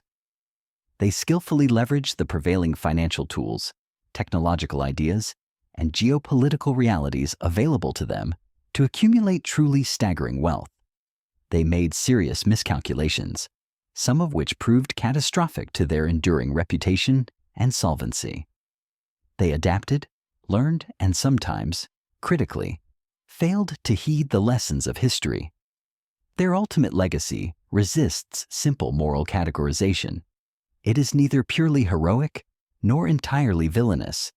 It is fundamentally human, marked by stark contradictions and immense complexity. In our current age, where recurring financial crises relentlessly dominate headlines and global banks wield immense, often terrifying influence, the Barings story provides an invaluable historical lens through which to examine and understand contemporary financial issues. The global financial crisis of 2008 echoed the foundational Barings crisis of 1890 in its terrifying demonstration of how highly interconnected global markets can instantaneously transform a localized failure into a systemic, worldwide threat. The persistent policy debates surrounding government bailouts, the concept of moral hazard, and the appropriate interventionist role of central banks are questions that are genuinely as old as the 19th century financial world the Barings inhabited. The inherent tension between the necessity of innovation and the demand for robust regulation remains a constant feature of the financial landscape. Modern financiers, much like the Barings of old, must navigate relentless technological disruption, sudden and violent geopolitical shifts, and constantly shifting social expectations. They are perpetually required to balance the imperative of profit maximization with the virtue of prudence. They must answer to a complicated trifecta of shareholders, regulatory bodies, and the skeptical public. The Barings experiences unequivocally suggest that transparency, strict accountability, and maintaining a clear long-term strategic perspective are absolutely essential ingredients for sustainable and ethical finance. Their history also suggests that a deep sense of humility in the face of uncertainty is a vital professional virtue. Even the most seasoned, well-capitalized bankers can be utterly blindsided by events beyond their control. Ultimately, the story of the Barings is a testament to the enduring power of narrative in shaping our collective understanding of institutions. We preserve their memory not merely because of the staggering numbers on their balance sheets, but because of the specific, powerful human stories of individuals within the family. We recall the widowed matriarch who diligently kept the earliest books in Exeter. We remember the visionary merchant who negotiated the vast Louisiana purchase. We commemorate the shrewd diplomats who settled international boundaries. We visualize the patriarch who financed his way to respectability and built a magnificent Palladian villa. And tragically, we recall the rogue trader who brought down a centuries-old bank with a single disastrous keystroke. These richly detailed human stories successfully humanize the cold, abstract world of finance. They remind us that banking is not solely about the movement of capital. It is profoundly about trust, the acceptance of risk, personal ambition, pervasive fear, occasional joy, and deep sorrow. The Barings lived these profound human emotions on a truly grand global stage, Their successes and their inevitable failures were magnified exponentially by their immense prominence. As we continue to tell their full story, we engage with the very essence of economic life, the complex deployment of scarce resources under pervasive uncertainty, the intertwining of personal and collective fates, and the constant, dramatic ebb and flow of fortune. Such a narrative serves not only to inform and inspire, it powerfully cautions and instructs. It invites all observers to think critically about how we organize our fundamental economic relationships and to strive for global systems that genuinely serve the common good without brutally stifling the necessary spirit of innovation. These seemingly mundane details, the ledgers, the coded correspondence, the specific routines of the clerks, provide a tangible intersection point where the sweeping story of global finance collides with the intimate histories of labor and societal structures, particularly concerning work and gender roles within the firm. On a higher intellectual plane, the partners at Barings were not merely practitioners. They were serious students of economic thought. They built their fortune not in an intellectual vacuum, but by reading, digesting, and applying the seminal works of their time. Adam Smith's principles of free trade and division of labor were foundational, but their curiosity extended to David Ricardo's complex theories on comparative advantage and rent, T.R. Malthus's stark warnings about population dynamics, and later, the revolutionary insights of John Maynard Keynes.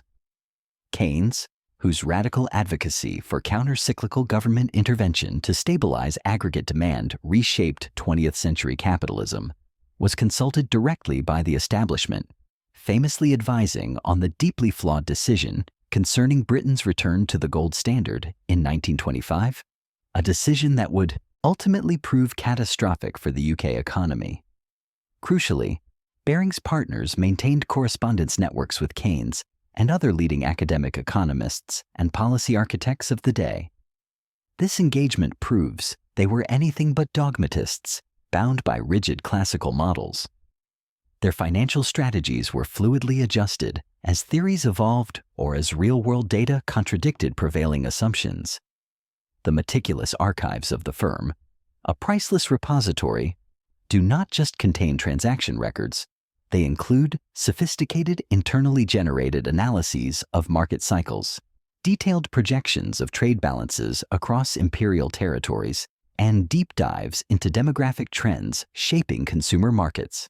These extant documents reveal an astute and empirical understanding of macroeconomics and risk management, developed long before these disciplines were formalized and siloed within university departments.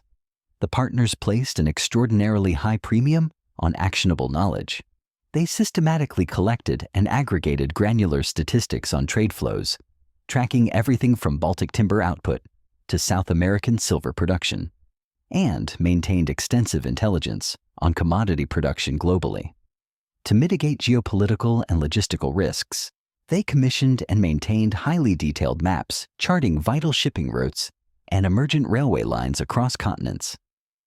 Their reading was multidisciplinary, spanning specialized scientific journals, detailing technological breakthroughs, and political newspapers providing crucial diplomatic context. This intellectual curiosity served as their primary radar, helping them anticipate tectonic shifts such as the burgeoning power of American industry, fueled by steel and electrification, or the geopolitical and financial decline associated with Spain's waning imperial reach. This rigorous reliance on data and empirical analysis often insulated the firm from the irrational exuberance and purely speculative manias that periodically swept through London and global markets, allowing them to remain solvent when others failed. In a modern financial context, their example offers a profound lesson that practitioners must continuously engage with serious academic research, absorb diverse information sources, and resist the temptation of short-term herd behavior. Yet, the story of Barings is not purely one of intellectual triumph.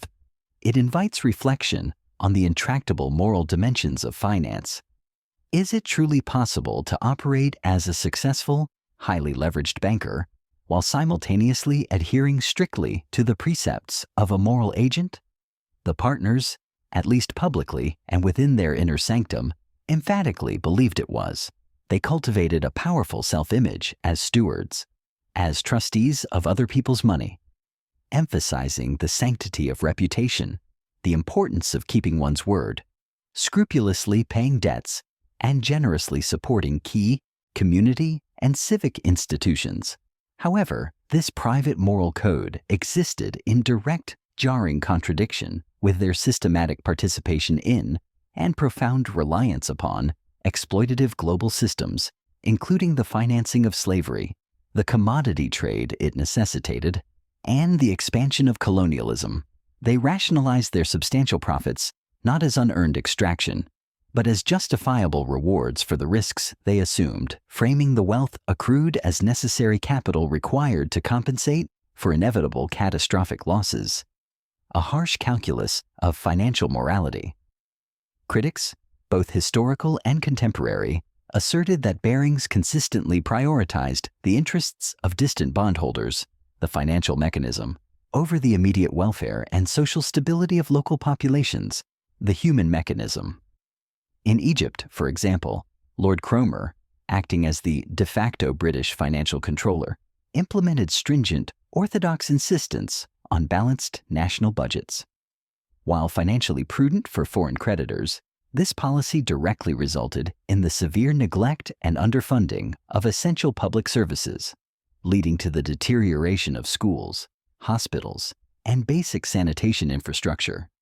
Similarly, in Argentina, the Barings-backed railway projects, while accelerating economic integration, also precipitated mass land seizures and the forced displacement of indigenous peoples, transforming traditional territories into export-focused farmland. This history forces a central question that remains unresolved today. How should financial institutions practically weigh the imperative of maximizing profit against the broader mandate of social impact? Modern frameworks, such as environmental, social, and governance (ESG) criteria, attempt to impose quantifiable structure on this age-old dilemma. Yet the Barings history shows that social responsibility is far from a new concept. Rather, it has always been fiercely debated, with its application shifting drastically according to prevailing geopolitical and ethical contexts. Their complex legacy challenges modern financiers and policymakers alike to wrestle with these enduring ethical paradoxes. Recognizing that the long-term consequences of financial decisions invariably extend far beyond the clean lines of a balance sheet, but a name, especially one etched into the foundations of global capital, can also carry profound ethical burdens. Descendants, and indeed anyone inheriting the firm's historical residue, must perpetually navigate the demanding paradox of pride and guilt. Pride is rightfully felt in the sweeping accomplishments of ancestors who pioneered financial mechanisms, facilitated vast international trade, and helped shape the modern economic world. Guilt, however, clings stubbornly to the exploitation, human suffering, and imperial endeavors intrinsically tied to that accumulated wealth and power. How does one truly honor such a legacy without willfully glossing over its darkest aspects, without engaging in selective historical amnesia? The focused work of the Baring Foundation in promoting human rights and social justice suggests one vital approach: an attempt at institutional atonement, using inherited resources to actively address the very systemic inequities that the family's wealth may have, in part, exacerbated. Another crucial approach is radical transparency. Sharing the full, unvarnished story, warts and all, invites necessary dialogue, promotes critical learning, and validates the experiences of those harmed by historical financial practices. As this narrative demonstrates across centuries, legacy is not a fixed monument. It is a dynamic negotiation undertaken by each successive generation. The saga of the Barings encourages us to intensely consider what we choose to do with the complex inheritance we receive. Whether we are individuals, families, vast corporations, or sovereign nations, We may not possess the power to control the past, but we possess the absolute power to shape how it is remembered and, more importantly, how that memory influences the architecture of the future. The Barings tale, with its immense sweep across continents, disciplines, and turbulent eras, ultimately serves as a rigorous meditation on two paired virtues: resilience and responsibility. Resilience was profoundly evident in the firm's staggering ability to adapt, from the relatively simple logistics of wool trading to the cutting-edge complexity of global finance, from transactions settled by sale or steamship manifest to instantaneous digital transfers, from the rigidity of the gold standard to the volatility of floating currencies, and from the exploitative structures of colonial empires to the challenges of a post-colonial world. Each generation faced catastrophic shocks, panics, wars, revolutions, and existential crises, yet each found radical ways to survive, pivot, or reinvent the core business model. Even the final spectacular collapse did not entirely erase the name. It merely transformed its essential DNA into new forms, scattering its intellectual legacy across the modern financial landscape. Resilience, however, is not a self-sufficient virtue. It must be paired ethically and practically with responsibility. At times, the Barings were exemplary responsible stewards, honoring complex sovereign debts even at great personal risk, and staunchly supporting public institutions and philanthropic causes. At other darker times, they pursued profit with a blinkered disregard for human cost, contributing directly to political oppression, market manipulation, and environmental harm in resource extraction zones. The modern age, defined by global connectivity and instantaneous moral scrutiny, demands a comprehensive reconciliation of these tendencies. Resilience must now include the capacity to withstand rigorous moral and environmental audits. Responsibility must fully embrace the duty to wield vast economic power, not just for shareholders, but systemically for the common good. The Barings story challenges current and future financiers, the architects of modern capital, to ask themselves a critical existential question: what kind of legacy do we genuinely want to leave behind? Will we be remembered in the long arc of history as pioneering builders of opportunity and stability, or as cynical architects of entrenched inequity? As the financial world currently contends with new volatile challenges, from systemic climate risk and radical inequality to pervasive technological disruption, the lessons extracted from the Barings experience resonate with chilling relevance. They teach us that no institution, no matter how venerable or historically protected, is too robust to fail.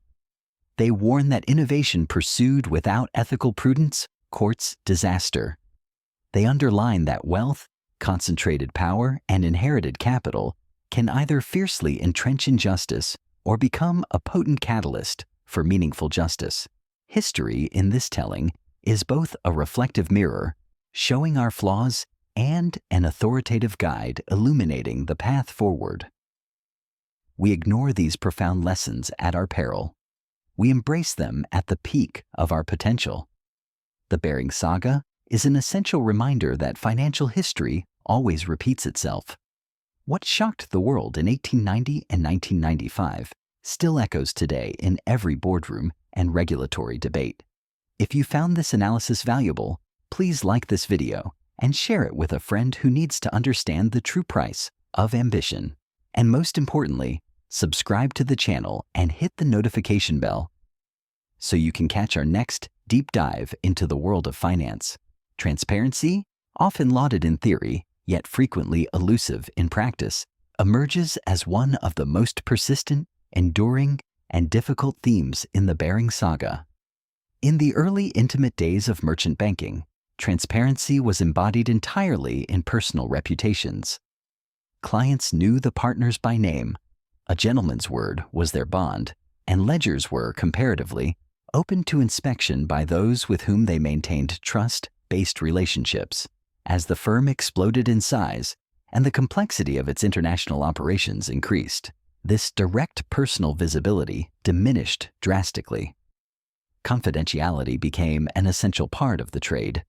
Necessary, it was argued, to protect sensitive geopolitical negotiations, strategic proprietary investment strategies, and the stability of national treasuries. The challenge then, and the critical challenge now, is how to balance necessary commercial secrecy with non-negotiable public accountability. The 1890 Argentine crisis exposed the devastating systemic dangers of hidden exposures to distressed sovereign debt. Later, the spectacular 1995 collapse revealed how a single rogue trader, Nick Leeson, could exploit opaque internal systems and archaic accounting methods to hide catastrophic losses beneath layers of synthetic complexity. In our current era of instantaneous global communication, algorithmic trading, and complex financial instruments, true transparency requires far more than just open books. It demands absolutely clear, auditable governance structures, robust, immutable audit trails, and, most critically, a corporate culture that actively encourages whistleblowing, promotes internal questioning, and punishes obfuscation. The Barings experience suggests that true transparency is not merely a bureaucratic regulatory requirement mandated by distant agencies, but a deep-seated cultural choice, an ethical commitment that must be actively cultivated, rigorously maintained, and defended daily. Investors and the public deserve the absolute right to understand precisely how their capital is being deployed and risked, and financial institutions bear the fundamental duty to clearly explain their strategies, risk profiles, and ethical moorings. While digital tools currently available, blockchain ledgers, real-time regulatory reporting, and sophisticated data analytics offer unprecedented opportunities for openness, technology also possesses an equal capacity to actively obscure complexity under the guise of data overload. The future viability of the financial world will fundamentally depend on whether institutions choose to harness this technological potential to build radical trust or continue to hide systemic risk behind manufactured complexity. The Barings saga is a powerful reminder that opacity can engender both immense short-term profit and catastrophic long-term peril. True enduring transparency, irrevocably linked with accountability and a guiding framework of ethics, must be the cornerstone of a more stable and equitable financial future. The company name survives today as Barings LLC.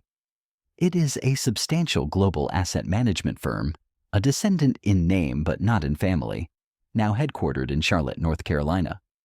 Its analysts and portfolio managers, perhaps unaware of the intricate details of Francis Baring's 18th century letter books, operate in a world defined by algorithms and compliance departments, LLC. This legacy, from London's shadow government to a regulated asset manager in North Carolina, is the final, ironic testament to the enduring power of global finance to adapt and reinvent itself.